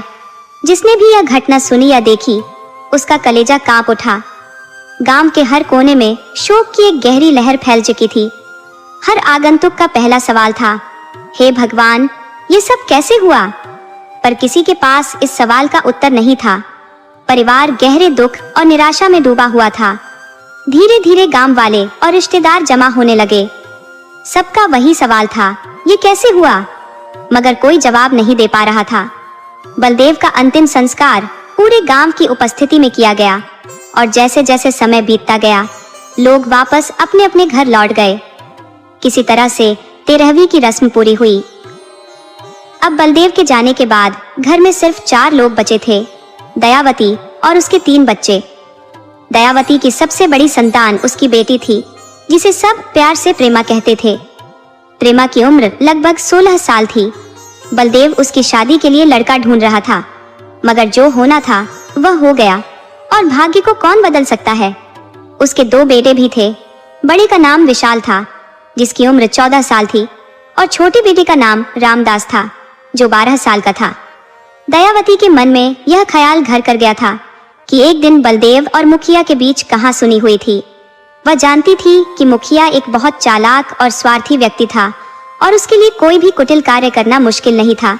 इसीलिए दयावती ने सोचना शुरू कर दिया कि उसे अपने बच्चों को बचाने के लिए मुखिया से दूर रहना होगा। वह अपने बच्चों को लेकर कहीं और बसने की योजना बनाने लगी, ताकि उस क्रूर मुखिया की काली छाया उसके परिवार पर न पड़े। बलदेव की मृत्यु के बाद मोहल्ले और जाति के लोग भी भीतर से टूट चुके थे, क्योंकि बलदेव सिंह के रहते किसी की हिम्मत नहीं थी कि वह गरीबों या कमजोरों को परेशान कर सके। वह हर तरह से मोहल्ले के लोगों की मदद करता था, चाहे आर्थिक रूप से हो या मानसिक सहारे के रूप में। इसी वजह से लोग उसे बेहद इज्जत देते थे। लेकिन अब उसके जाने के बाद सभी लोग डरे सहमे जीवन जीने लगे थे। एक दिन मोहल्ले के कुछ लोग बलदेव के घर आए और दयावती से बोले, हम तुम्हारी हर संभव मदद करेंगे, तुम निश्चिंत रहो। मगर दयावती अब इस गांव से बिल्कुल तंग आ चुकी थी। उसे इस गांव में एक एक पल बिताना दुश्वार हो गया था। उसने ठान लिया कि वह अपनी सारी जमीन बेचकर यहाँ से निकल जाएगी, क्योंकि उसके मन में यह डर था कि अगर आज उसका सुहाग छीना गया है तो कल उसके बच्चों पर भी वही खतरा मंडरा सकता है। दयावती ने अपनी जमीन और घर की कीमत लगाई। हालांकि कीमत उसे हास नहीं लगी, मगर गांव में रहने का दर्द उसे इतना सता रहा था कि उसने कम कीमत पर ही सब कुछ बेचने का फैसला कर लिया। वह अपने मायके में जाकर बसने का निर्णय कर चुकी थी। गांव और मोहल्ले के लोग उसे रोकने की बहुत कोशिश करते हैं, मगर दयावती का दिल किसी की बात मानने को तैयार नहीं था। उसके होठों से सिर्फ एक ही बात निकल रही थी, मैं यहाँ अब नहीं रह सकती। जब दयावती किसी की भी बात सुनने से इनकार कर देती है, तब मोहल्ले के लोग उसे विदा करते हैं और दयावती अपने मायके के लिए निकल पड़ती है। मायके पहुंचने पर वह कुछ दिन अपने भाई बहनों के साथ बिताती है, लेकिन शीघ्र ही वह वहां से भी नई जमीन खरीदकर एक घर बनाने का निश्चय करती है। अब वह अपने बच्चों को लेकर नए घर में शिफ्ट हो जाती है। समय बीतते बीतते प्रेमा अब लगभग 19 वर्ष की हो चुकी थी। दयावती के मन में उसकी शादी की चिंता गहराने लगी थी। सवाल ये था कि आखिर उसकी बेटी के लिए उपयुक्त वर कौन खोजेगा। परिवार में कोई ऐसा शख्स नहीं था जो उसकी इस जिम्मेदारी को निभा सके। दयावती के दोनों बेटे भी अभी छोटे थे और वह किसी पर यह भरोसा नहीं कर सकती थी कि सही लड़का मिलेगा या नहीं। वह मन ही मन सोचती, मेरी एकमात्र बेटी है, ऐसे में उसे किसी अनजान के भरोसे कैसे छोड़ सकती हूँ। इस विचार से दयावती ने स्वयं ही वर ढूंढने का निश्चय किया। वह अपने बड़े बेटे विशाल को साथ लेकर प्रेमा के लिए उपयुक्त वर की खोज में निकल पड़ी। विभिन्न गांवों की यात्रा करते हुए वह कई घरों और रिश्तेदारों से मिली, मगर हर जगह उसे निराशा ही मिली। जिस भी दरवाजे पर वह जाती, लोग उसे उपेक्षा की दृष्टि से देखते। कोई भी उससे ठीक से बात तक नहीं कर रहा था। गांव के लोग उसे बदचलन कहकर उसकी निंदा कर रहे थे और किसी ने भी उसकी मदद नहीं की। दयावती थक हार कर एक दूसरे गांव की ओर बढ़ी, मगर वहां की स्थिति और भी दयनीय थी। जैसे तैसे करके वह अपनी जाति के लोगों के पास पहुंची, जहां उसे दादा नाम से बुलाए जाने वाले मुखिया से सामना हुआ। दादा ने उससे पूछा, बेटी तुम कहां से आई हो? दयावती ने उत्तर दिया, दादा हम ललितपुर के छोटे से गांव सीतापुरी से आए हैं। दादा ने फिर पूछा, तुम क्या करती हो बेटी? दयावती ने कहा, जो भी काम मिलता है वह कर लेती हूँ। इस पर दादा ने पूछा, तुम्हारे पति क्यों नहीं आए? दयावती ने रुंधे गले से उत्तर दिया, वह कुछ समय पहले ही गुजर गए। दादा ने संवेदनशीलता से पूछा, वे कैसे गुजरे? इस पर दयावती ने धीरे से कहा, गांव के ही एक आदमी से झगड़ा हो गया था और उसी वजह से उनकी मृत्यु हो गई। दादा ने यह सुनकर कहा, बस इतनी सी बात? दयावती ने सिर हिलाते हुए उत्तर दिया, हाँ दादा। इसके बाद दादा ने फिर पूछा, परिवार में और पुरुष सदस्य नहीं है? इस पर दयावती ने उत्तर दिया, हाँ है, लेकिन मैं उनसे ज्यादा मेल जोल नहीं रखती। दयावती के जीवन की चुनौतियां और उसके संघर्ष की गाथा हर कदम पर उसकी आत्मशक्ति को और भी मजबूत बना रही थी। दादा मन ही मन सोचता है, इससे तो कोई रिश्ता रखना ही बेकार है। देर रात किसी से मेल जोल न रखने वाली, फिर भी सबसे संबंध है। इसी वजह से इसका पति अब दुनिया में नहीं है। जब दादा अपने विचारों से मुक्त हो जाता है तो बोल पड़ता है, देखो बेटी, हमारा नाती अभी पढ़ाई कर रहा है, इसलिए फिलहाल विवाह का सवाल ही नहीं उठता। दयावती को यहाँ भी निराशा ही हाथ लगी। वह भारी मन से अपने बेटे विशाल को साथ लेकर उस गांव से बाहर निकल गई। गांव की सीमा पर पहुंचते ही वे दोनों एक पेड़ के नीचे उदास होकर बैठ गए। अब उनके मन में कहीं और जाने की हिम्मत नहीं बची थी। तभी विशाल ने माँ से पूछा, माँ, ये लोग हमें ऐसे क्यों घूर रहे थे? दयावती ने गहरी सांस लेते हुए जवाब दिया, बेटा, ये लोग यही सोच रहे हैं कि मैं बदचलन हूँ। विशाल ने उत्सुकता से पूछा, माँ, बदचलन का क्या मतलब होता है? दयावती ने सिर झुकाकर कहा, बेटा, बदचलन उसे कहते हैं जो समाज के सही रास्ते से भटक जाता है। विशाल ने थोड़ा आश्चर्य जताते हुए कहा, माँ, लेकिन इन्हें कैसे पता चला कि तुम बदचलन हो? दयावती ने धीरे से समझाया, बेटा, लड़कियों के लिए वर देखने का रिवाज है और ये काम घर के पुरुषों का होता है। अगर कोई औरत ये काम करने निकले तो उसे बदचलन माना जाता है। विशाल ये सुनकर भी असमंजस में था। माँ, ये कहाँ से साबित होता है कि तुम बदचलन हो? दयावती ने निराश मन से कहा, बेटा, यही तो समाज की सोच है। दोनों माँ बेटे आपस में बातचीत करते हुए गांव लौटने लगे। कुछ ही देर में उन्हें गांव जाने के लिए साधन मिल गया और वे अपने घर के लिए रवाना हो गए। घर पहुंचने पर दयावती और भी निराश रहने लगी, क्योंकि प्रेमा की उम्र बढ़ रही थी, लेकिन उसके लिए कोई भी लड़का नहीं मिल रहा था। दयावती के मायके वाले भी उसे बदचलन समझते थे। शायद पति की मृत्यु के बाद हर एक औरत को इसी तरह के तानों का सामना करना पड़ता है। अब दयावती रोज विशाल को साथ लेकर काम पर जाती, पूरे दिन मेहनत करती और शाम को घर लौटती। घर आकर वह फिर सोच में पड़ जाती कि आखिर अपनी बेटी के लिए वह वर कहां से ढूंढेगी। प्रेमा तो बड़ी ही सरल और संस्कारी लड़की थी। हर काम बड़े संयम और सहजता से करती थी, मगर न जाने क्यों समाज उसे स्वीकार नहीं कर पा रहा था।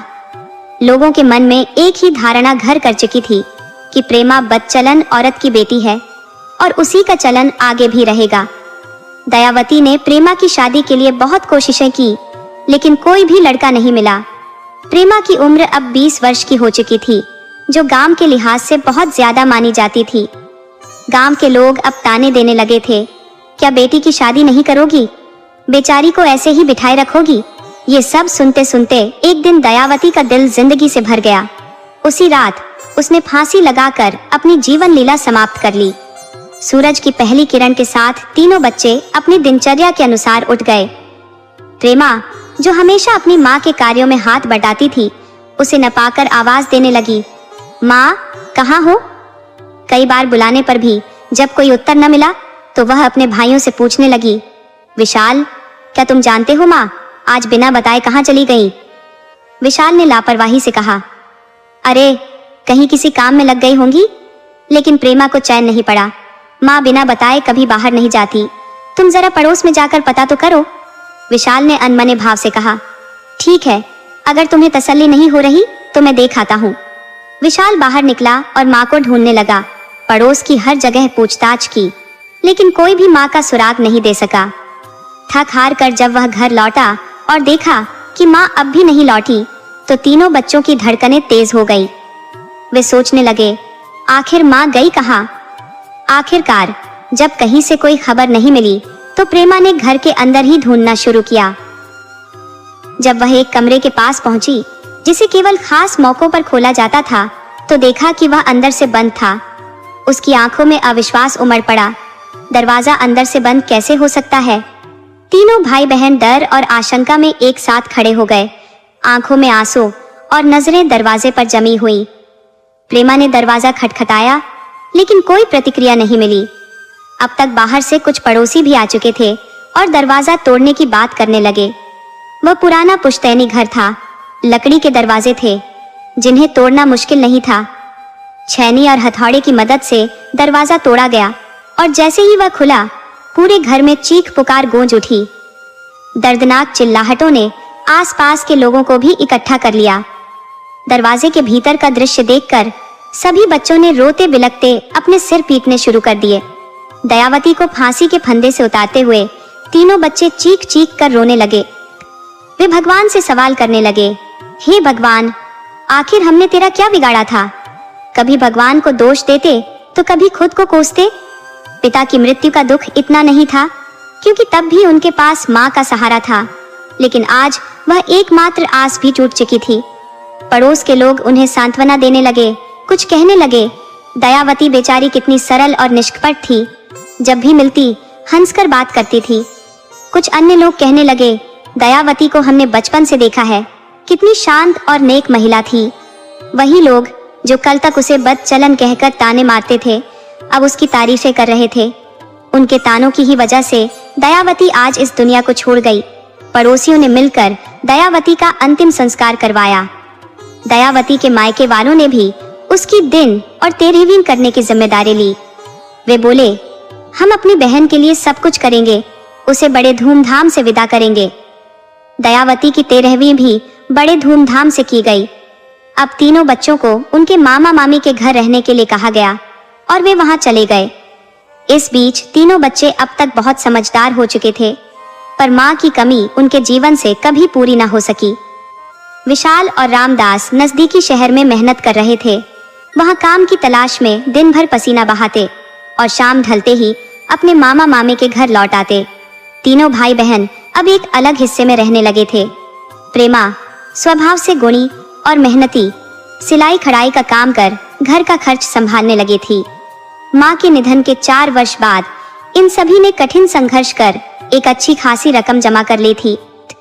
विशाल ने मन में ठान रखा था कि अपनी बहन की शादी ऐसी धूमधाम से करेगा कि पूरा सीतापुरी हतप्रभ रह जाएगा। अब बारी थी प्रेमा के लिए वर की तलाश करने की। दोनों भाई अपनी बहन के लिए एक योग्य वर ढूंढने निकल पड़े। कई जगहों पर गए, मगर कोई लड़का दिल को नहीं भाया।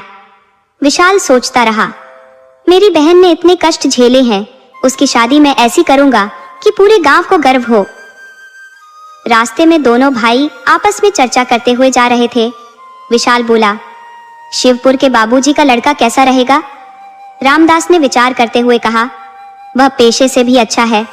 विशाल ने सहमति जताई, हाँ, वह उनके घर का इकलौता बेटा है और काफी संपन्न भी है। रामदास ने सवाल किया, लेकिन लड़के की पढ़ाई लिखाई कैसी है? विशाल ने जवाब दिया, उसने अपनी पढ़ाई पूरी कर ली है और अब सरकारी नौकरी के लिए तैयारी कर रहा है। रामदास ने उत्साह में कहा। तो फिर यह रिश्ता सही रहेगा, बस यह देखना होगा कि वे ज्यादा कुछ न मांगे। विशाल ने भरोसा दिलाया। बाबूजी ऐसी कोई मांग नहीं रखेंगे, वे एक अच्छी लड़की ढूंढ रहे हैं और हमारे पिताजी से उनका अच्छा परिचय भी था। रामदास बोला, तो फिर भैया शिवपुर चलते हैं और आज ही इस रिश्ते की बात पक्की कर लेते हैं। दोनों भाई शिवपुर की ओर चल पड़े और महज 3 घंटों में वहां पहुंच गए। जब वे बाबूजी के घर पहुंचे तब तक काफी देर हो चुकी थी और घर के बाहर कुछ लोग पान सुपारी खाते बैठे थे। दोनों ने जाकर बाबूजी के चरण स्पर्श किए। बाबूजी ने पूछा, कैसे आना हुआ बेटा? विशाल ने निवेदन किया, बाबूजी आपसे एक जरूरी बात करनी है। बाबूजी बोले, तुम तो मेरे अच्छे मित्र के बेटे हो, खुलकर बताओ तुम्हें क्या चाहिए? विशाल ने गहरे आदर से कहा, बाबूजी हम अपनी बहन को आपकी बहू बनाना चाहते हैं, इससे हमें गर्व महसूस होगा। बाबूजी ने मुस्कुराते हुए कहा, तुम मेरे बेटे समान हो, निश्चिंत रहो, मैं तुम्हारी बहन से भलीभांति परिचित हूँ और अपने बेटे का विवाह उसी से करूंगा। विशाल ने श्रद्धापूर्वक कहा, बाबूजी आप इतने धनवान हैं, हमारे पास देने को ज्यादा कुछ नहीं है, लेकिन हम आपकी इज्जत में कोई कमी नहीं छोड़ेंगे। बाबूजी ने गंभीरता से कहा, इन बातों को अब छोड़ो, मेरे दोस्त की आत्मा को इससे ठेस पहुंचेगी, वह परलोक से सब कुछ देख रहा होगा। उसके बाद बाबूजी ने भोजन का प्रबंध किया और सभी ने मिलकर साथ में भोजन किया। रात्रि का भोजन समाप्त होते ही सभी लोग अपने अपने बिस्तर पर जाकर सो गए। सुबह जब उजाला हुआ तो विशाल और रामदास ने बाबूजी के चरण स्पर्श कर आशीर्वाद लिया और अपने घर की ओर चल पड़े। रास्ते में रामदास ने कहा, बाबूजी का स्वभाव कितना उदार है भैया, ऐसे लोग दुर्लभ ही होते हैं जो इतने धर्मनिष्ठ होने के बावजूद इतनी विनम्रता दिखाते हैं। ऐसे महानुभावों का मैं दिल से आदर करता हूँ। विशाल ने गंभीर स्वर में कहा, यह सब ईश्वर की कृपा है, हमें इतनी शक्ति कहाँ थी कि इतने बड़े घर में विवाह कर पाते। रामदास ने सहमति में सिर हिलाते हुए कहा, हाँ भैया आप सही कह रहे हो। इसी तरह बातचीत करते हुए दोनों भाई अपने गांव पहुंच गए। दोनों ही अब अत्यधिक प्रसन्न थे क्योंकि उन्हें अपनी बहन के लिए बिल्कुल वैसा ही वर मिल गया था जैसा वे चाहते थे। अब वे शादी की तैयारियों में व्यस्त हो गए। दोनों भाई सोचते रहे कि वे इतने अच्छे से इंतजाम करेंगे कि प्रेमा को यह कभी महसूस न हो कि यदि माता पिता होते तो कुछ कम होता। शादी की तारीख भी तय हो गई थी। गांव में शादी की तैयारियां जोरों पर थी और सभी मित्र रिश्तेदार सहयोग के लिए आगे आ गए थे। हर कोई अपनी ओर से मदद देने के लिए तत्पर था। धीरे धीरे सभी आवश्यक सामान एकत्र होने लगा और गांव वाले भी अपनी सेवा भाव से जुट गए थे। विशाल के पास लोग आते और कहते, जो भी चीज चाहिए बस बता देना। कोई कहता, मैं तुझे अपना ही मानता हूँ, तुझे किसी चीज की चिंता नहीं करने दूंगा। ये सुनकर विशाल को अचंभा हुआ कि वही लोग जो कल तक इस परिवार का बहिष्कार करते थे आज मदद के लिए सबसे पहले खड़े थे। कुछ रिश्तेदार जिन्होंने पहले ताने दिए थे अब वही लोग शादी में आने और सहायता देने के लिए उतावले थे। वह सोचने लगा, ये सब अचानक कैसे बदल गया? क्या यह भगवान की कोई लीला है? चारों ओर बस एक ही चर्चा हो रही थी, प्रेमा की शादी। आखिरकार वह दिन आ ही गया जिसका सभी को बेसब्री से इंतजार था। बाबूजी, जो अपने बेटे की शादी को लेकर बेहद उत्साहित थे, ने मन ही मन तय कर रखा था कि शादी बहुत ही धूमधाम से करेंगे। जब बारात गांव में दाखिल हुई तो चारों ओर पटाखों की आवाज से पूरा माहौल गूंज उठा। गांव वालों को भी पता चल गया कि बारात आ चुकी है और वे अपनी जिम्मेदारियों में और तेजी से जुट गए। रोड लाइट्स, डीजे, बैंड और घोड़े जो आमतौर पर शादियों में नहीं देखे जाते थे, इस बार सब कुछ देखने को मिला। गांव के बच्चे, बूढ़े सभी मस्ती में झूम रहे थे। हर कोई यही कह रहा था, किस्मत वालों को ही ऐसा घर मिलता है। रामेश्वर से बड़ा इस गांव में कोई नहीं, पर उसकी बेटी की शादी भी इतनी धूमधाम से नहीं हुई थी। गांव के एक किनारे पर जनवासा था जहां बारात धूमधाम के साथ पहुंची। सबसे पहले बारातियों का फल से स्वागत किया गया जिसमें विभिन्न प्रकार के फलों का मिश्रण था। उसके बाद नाश्ते में बर्फी, गुलाब जामुन, गाजर का हलवा, पेड़ा और समोसा परोसा गया। गांव के लोगों को खाने के मौके कभी कभार ही मिलते थे, लेकिन वे मेहनतकश थे, इसीलिए उन्हें किसी दिक्कत का सामना नहीं करना पड़ा। परंतु शहर से आए मेहमानों की स्थिति गंभीर थी। वे भोजन के बाद मैदान की ओर भागते रहे। मैदान में जगह थी, इसीलिए बड़ी समस्या नहीं आई। अब टीके की रस्म हुई और उसके बाद जयमाला का कार्यक्रम संपन्न हुआ। जिसने भी दूल्हा दुल्हन की जोड़ी देखी वह यही कहता रहा कि समय भी सही है और जोड़ी भी कितनी अनुपम है। फिर सभी ने मिलकर शादी की रस्में पूरी की। जब विदाई का समय आया तो पूरे परिवार ने मिलकर प्रेमा को विदा किया। दोनों भाई अपनी बहन प्रेमा से बहुत प्रेमा करते थे, क्योंकि प्रेमा ने ही उन्हें माता पिता का स्नेह और देखभाल दी थी। वह अपने भाइयों को खिलाए बिना कभी खाना नहीं खाती थी। इस तरह के गहरे प्रेमा ने तीनों को एक मजबूत रिश्ते में बांध रखा था। आज जब भाई अपनी बहन से जुदा हो रहे थे तो उनके दिलों में गहरा दर्द था। आंसू रुक रुक कर बह रहे थे। रिश्तेदारों और गांव वालों ने बहुत समझाया, परंतु भाइयों के आंसू थमने का नाम नहीं ले रहे थे। किसी तरह माहौल शांत हुआ और धीरे धीरे सभी नाते रिश्तेदार अपने अपने घर लौट गए। अब दोनों भाई अकेले रह गए थे। उन्होंने जैसे तैसे खाना बनाया और खाया। बहन ससुराल जा चुकी थी और दोनों भाइयों की दिनचर्या अब बदल गई थी। वे एक साथ खाना खाते और फिर अपने अपने काम में लग जाते। समय बीतता गया और सभी लोग अपने कामों में व्यस्त हो गए। कुछ समय बाद ईशीपुर से एक तार आया जो प्रेमी के नाम से था। ये देख विशाल हैरान रह गया। आखिर ये पत्र क्यों आया? मन को शांत करते हुए विशाल प्रेमा के ससुराल की ओर चल पड़ा। जब वह वहां पहुंचा तो देखा कि घर में भारी हलचल मची हुई थी। ये सब देखकर विशाल चौंक गया। तभी प्रेमा रोते हुए विशाल के पास आई और बोली, भैया, इस घर में मुझे बहुत दुख दिया जाता है। मुझे यहाँ से ले चलो, मैं यहाँ नहीं रह पाऊंगी। विशाल ने उसे समझाते हुए कहा, ऐसा मत कहो बहन, मैं तुम्हारे बिना जीवित नहीं रह पाऊंगा। प्रेमा ने हर्ष, अपने पति, के बारे में शिकायत करते हुए कहा, हर्ष को कोई परवाह नहीं। वह दिन रात घर से बाहर रहता है और जब आता है तो दारू पीकर पड़ा रहता है। जब से मैं इस घर में आई हूँ न उसने मुझसे कभी ढंग से बात की है और न ही मुझे अपना माना है। ऐसी जिंदगी से तो मर जाना ही अच्छा है। अपनी बहन की बातें सुनकर विशाल का दिल टूट गया।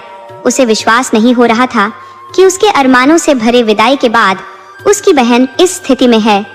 विशाल को यह समझ नहीं आ रहा था कि आखिर इस प्रतिष्ठित घर में ऐसा माहौल कैसे हो सकता है। लेकिन प्रेमा भी झूठ नहीं बोल सकती थी। विशाल ने सोचा कि यदि घर पर कोई होता तो वह प्रेमा को मायके ले जाता, ताकि वह कुछ समय वहां रहे और मन बदल सके। उसने बहन को दिलासा देते हुए कहा, मैं तुम्हें दिवाली पर लेने आऊंगा, तुम चिंता मत करो, इसी घर को स्वर्ग बनाओ। ये कहकर विशाल ने विदा ली और घर की ओर चल पड़ा। विशाल सोचने लगा कि हर गृहस्थ जीवन के आरंभिक दौर में समस्याओं का होना स्वाभाविक है, ये कोई बड़ी बात नहीं है। लेकिन उसके जाने के बाद अब हालात और भी जटिल हो गए। हर्ष की दुर्वृत्तियां दिन ब दिन बढ़ती जा रही थी। हर्ष 22-23 दिन से घर की दहलीज पर कदम भी नहीं रखता था। बाबूजी भी इस हालत से हताश थे। सोच में पड़े रहते कि आखिर क्या उपाय करूं। मैंने तो हर्ष का विवाह इसलिए करवाया था कि शायद वह सुधर जाएगा। इकलौता पुत्र होने के नाते मैंने भी उसे अत्यधिक स्नेह दिया, उसकी हर मनोकामना पूर्ण की। मुझे क्या मालूम था कि यही स्नेह एक दिन मेरे लिए अभिशाप बन जाएगा। दूसरी ओर प्रेमा का जीवन मानो नरक बन गया था। जब भी वह अपनी वेदना सास के सामने रखती तो सास मानो आग बबूला हो जाती और उल्टे उसे ही दोषी ठहराने लगती।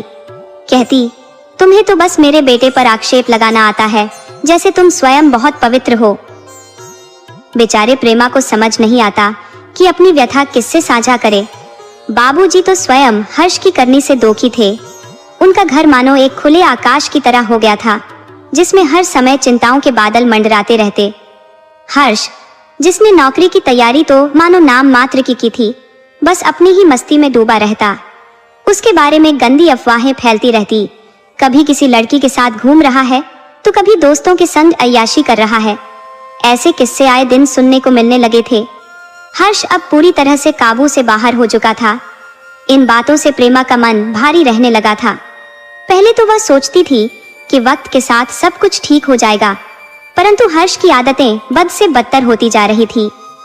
आखिरकार प्रेमा ने अपने भाई विशाल को पत्र लिखा कि भैया, मुझे इस घर से ले जाओ, नहीं तो मुझे जीवित नहीं पाओगे। विशाल ने जैसे ही यह पत्र पढ़ा तो वह फौरन अपनी बहन के पास पहुंचा। घर पहुंचकर बाबूजी के चरण छुए और उनके सामने मौन होकर बैठ गया।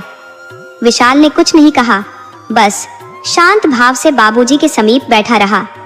तभी बाबूजी बोले, बेटा, मैं भी इस स्थिति से बहुत व्यथित हूँ। मैं स्वयं अपने बेटे को काबू में नहीं रख पा रहा हूँ। प्रेमा, बेटी जैसी बहू मिलना किसी के लिए सौभाग्य की बात है। मैंने तो उसे पाकर बहुत आनंदित महसूस किया था। सोचा था कि अब शायद हर्ष भी सुधर जाएगा, लेकिन उसकी काली करतूतें दिन ब दिन बढ़ती ही जा रही है। हर्ष को शहर से बुलाया गया। उसने सभी की बातें बहुत ध्यान से सुनी। उसके हाव भाव से ऐसा प्रतीत नहीं हो रहा था कि वह इतना बिगड़ चुका है। सभी ने यह सोचकर चैन की सांस ली कि हर्ष अब सुधर जाएगा। विशाल भी अपने घर लौट गया और बाबूजी की सहमति लेकर हर्ष भी वापस शहर चला गया। मगर अगले ही दिन यह समाचार मिला कि हर्ष किसी लड़की को लेकर फरार हो गया। यह खबर आग की तरह फैल गई। जब प्रेमा को यह बात मालूम हुई तो उसका दिल टूट गया। तभी उसकी सास मानो अंगारे की तरह जलती हुई उसके पास आई और कड़वाहट भरे स्वर में बोली, यह सब तुम्हारी ही वजह से हो रहा है। अब प्रेमा के लिए इस सब को सह पाना नामुमकिन हो गया। अंततः उसने एक अंधेरी कोठरी में घुसकर फांसी का फंदा लगा लिया। प्रेमा की तुरंत मृत्यु हो गई और पूरे घर में मातम छा गया। चारों ओर एक ही चर्चा थी, बाबूजी की बहू ने फांसी लगा ली है। हाँ, प्रेमा ने अपनी जान दे दी। बेचारी, उसे यहाँ आकर सुख का एक भी क्षण नसीब नहीं हुआ। हर्ष ने उसके जीवन को विषाक्त बना डाला। खुद मर जाता तो किसी को इतना दुख न होता। जब भी प्रेमा घर से बाहर निकलती वह इतने स्नेह से बोलती कि सुनने वालों का मन बहल जाता। मगर उसकी सास उसके लिए मानो एक झर का प्याला थी, जिसने कभी उसके साथ अच्छे शब्द नहीं बोले। बेचारे बाबूजी भी क्या कर सकते थे? हर्ष के सामने किसकी चलती थी? और आज प्रेमा इस दुनिया से विदा हो गई, हमें नरक की अग्नि में छोड़कर। वह तो यहाँ रहकर भी मानो हर दिन मर रही थी। आज जाकर उसे वास्तविक शांति मिली होगी। इधर जब विशाल और रामदास को यह समाचार मिला तो उन्हें तुरंत बुलाया गया। कहा गया कि तुम दोनों जितनी जल्दी हो सके आ जाओ, क्योंकि प्रेमा की हालत बहुत गंभीर है। दोनों भाई सूचना मिलते ही हड़बड़ाकर शिवपुरी के लिए रवाना हुए। जब वे पहुंचे तो चारों ओर हाहाकार सुनाई दे रहा था। उन्हें तुरंत आभास हुआ कि जरूर कोई अनहोनी हो चुकी है। जैसे ही वे घर पहुंचे वहां मातम का सन्नाटा फैला था। विशाल ने अपनी बहन को देखा और उसे देखते ही होश खोकर धराशायी हो गया। जब उसे होश आया तो वह फूट फूट कर विलाप करने लगा। विशाल की रुलाई फटकर गूंजने लगी, हे भगवान, मैंने तेरा क्या बिगाड़ा था जो तूने मेरी इतनी कठोर परीक्षा ली? मेरी प्यारी बहन को मुझसे हमेशा के लिए छीन लिया। वह मुझसे कह रही थी, मुझे ले जाओ भैया, यहाँ से नहीं तो मैं बच नहीं पाऊंगी। पर उस वक्त मेरे मन पर पत्थर रखे थे, वरना यह दिन न देखना पड़ता। काश मैं उसे अपने साथ ही ले गया होता। विशाल और रामदास की यह वेदना किसी से सहन नहीं हो रही थी, लेकिन उन्हें सांत्वना देने वाले भी अपनी बेबसी में थे। दुख का पहाड़ जब टूटता है तो कोई उपदेश काम नहीं आता। दोनों भाइयों को अब जीवन का कोई रस शेष नहीं दिख रहा था। उन्होंने तो अपनी बहन की खुशी के लिए वर्षों तक कठिन परिश्रम किया था और आज सब कुछ निरर्थक हो गया। सभी ने मिलकर प्रेमा का अंतिम संस्कार किया और फिर अपने अपने घर लौट गए। विशाल और रामदास भी अपने घर की ओर चल पड़े।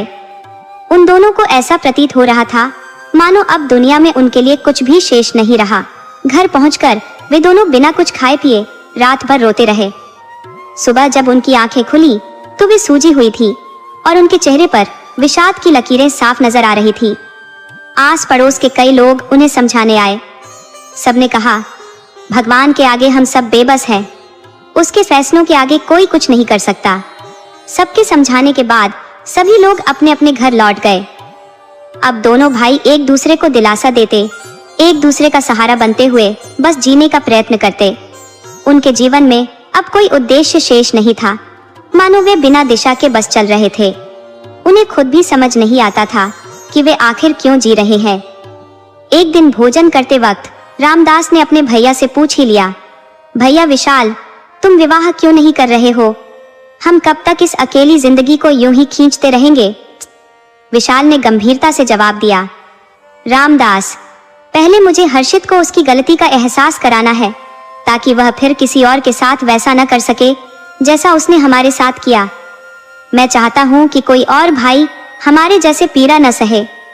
विशाल के पास धन संपत्ति की कमी तो नहीं थी, अगर चाहता तो हर्षित को जेल भिजवा सकता था, परंतु उसने यह रास्ता उचित नहीं समझा। समय अपनी चाल चलता रहा, लोग अपनी अपनी जिंदगी की आपाधापी में व्यस्त हो गए। कुछ समय बाद खबर मिली कि हर्ष जिस लड़की को भगा कर ले गया था, वह उसे छोड़कर किसी और के साथ भाग गई।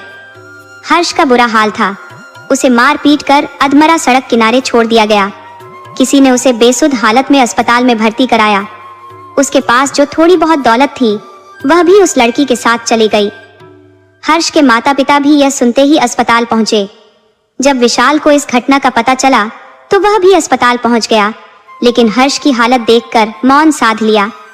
उसकी मर्मांतक अवस्था ने विशाल को अंदर तक हिला दिया और वह केवल भगवान से उसकी सलामती की प्रार्थना करता रहा। हर्ष के सामने विशाल के मन में कई सवाल कौंधे थे, पर उसे देखकर वह सब भुला बैठा, क्योंकि हर्ष बुरी तरह से जख्मी था। उसकी खोपड़ी की नसें फट चुकी थी और काफी खून बह चुका था। विशाल ने काफी देर तक अस्पताल में रुकने के बाद घर की राह ली। इस दौरान हर्ष का इलाज जारी रहा। अब वह प्रेमा को याद कर पछताने लगा। उसे एहसास हुआ कि प्रेमा ने उससे सच्चा प्रेमा जताने की भरसक कोशिश की थी, परंतु वह मूर्खता और अज्ञानता के अंधकार में डूबा रहा, जो उसकी मर्मस्पर्शी भावनाओं को न समझ सका। अब हर्ष ने मन में ठान लिया था कि यदि उसे प्रेमा का प्यार दोबारा मिले तो वह उसे कभी दुखी नहीं होने देगा।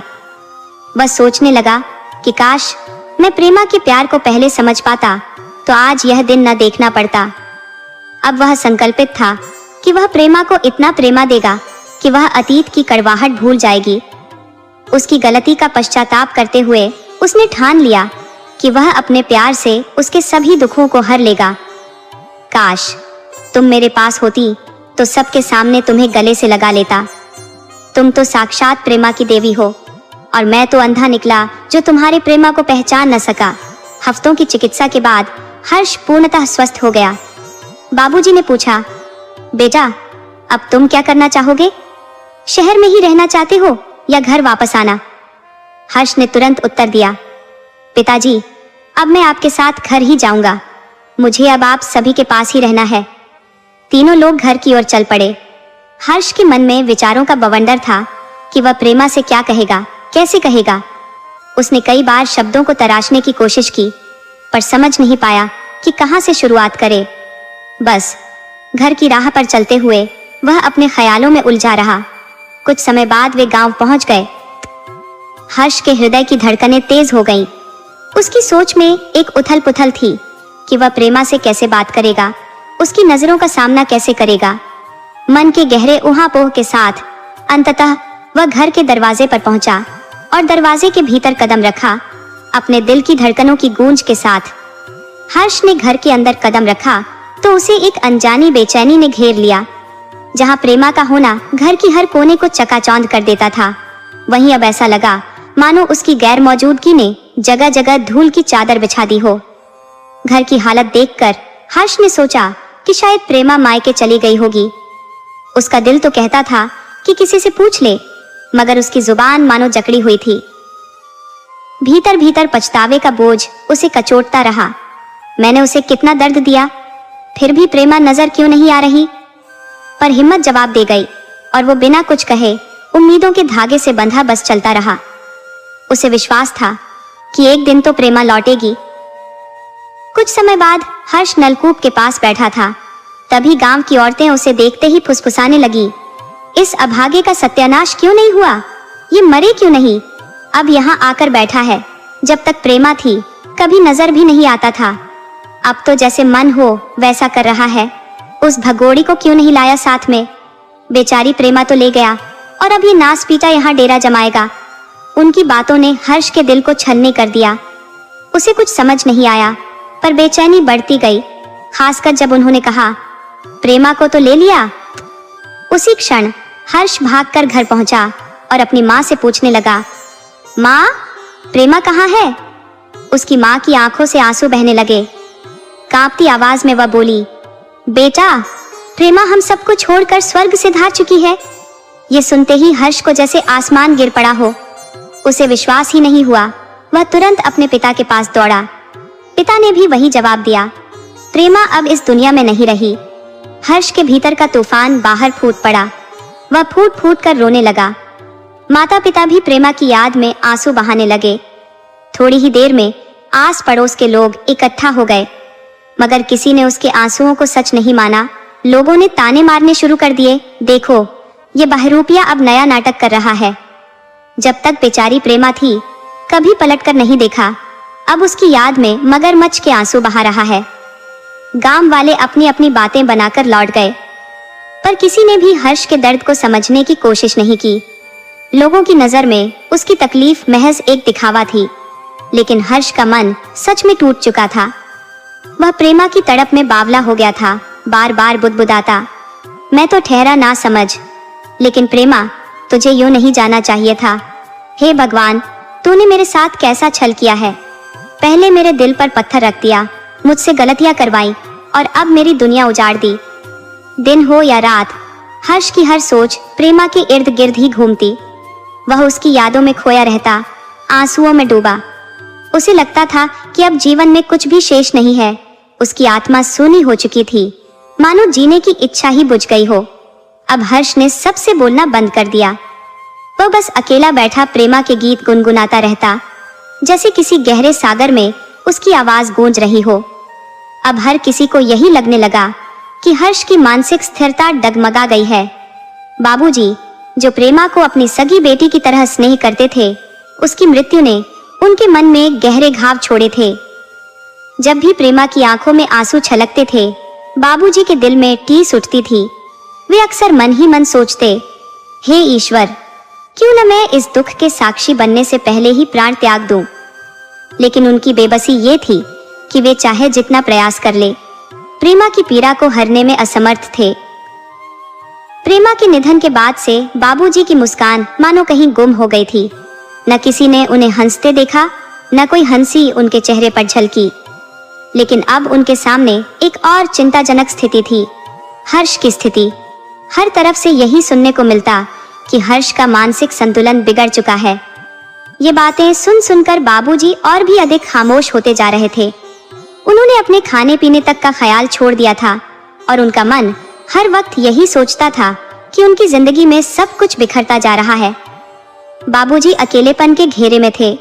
पहले जहां गांव के कुछ लोग चौपाल पर आकर उनसे बतियाते थे, गांव की छोटी बड़ी खबरें साझा करते थे, वहीं अब चौपाल सूनी पड़ी रहती थी।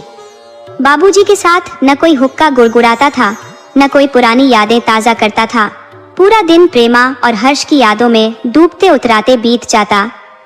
एक रात अचानक बाबूजी का शरीर बर्फ की तरह ठंडा पड़ने लगा। घबराहट में उन्हें अस्पताल ले जाया गया।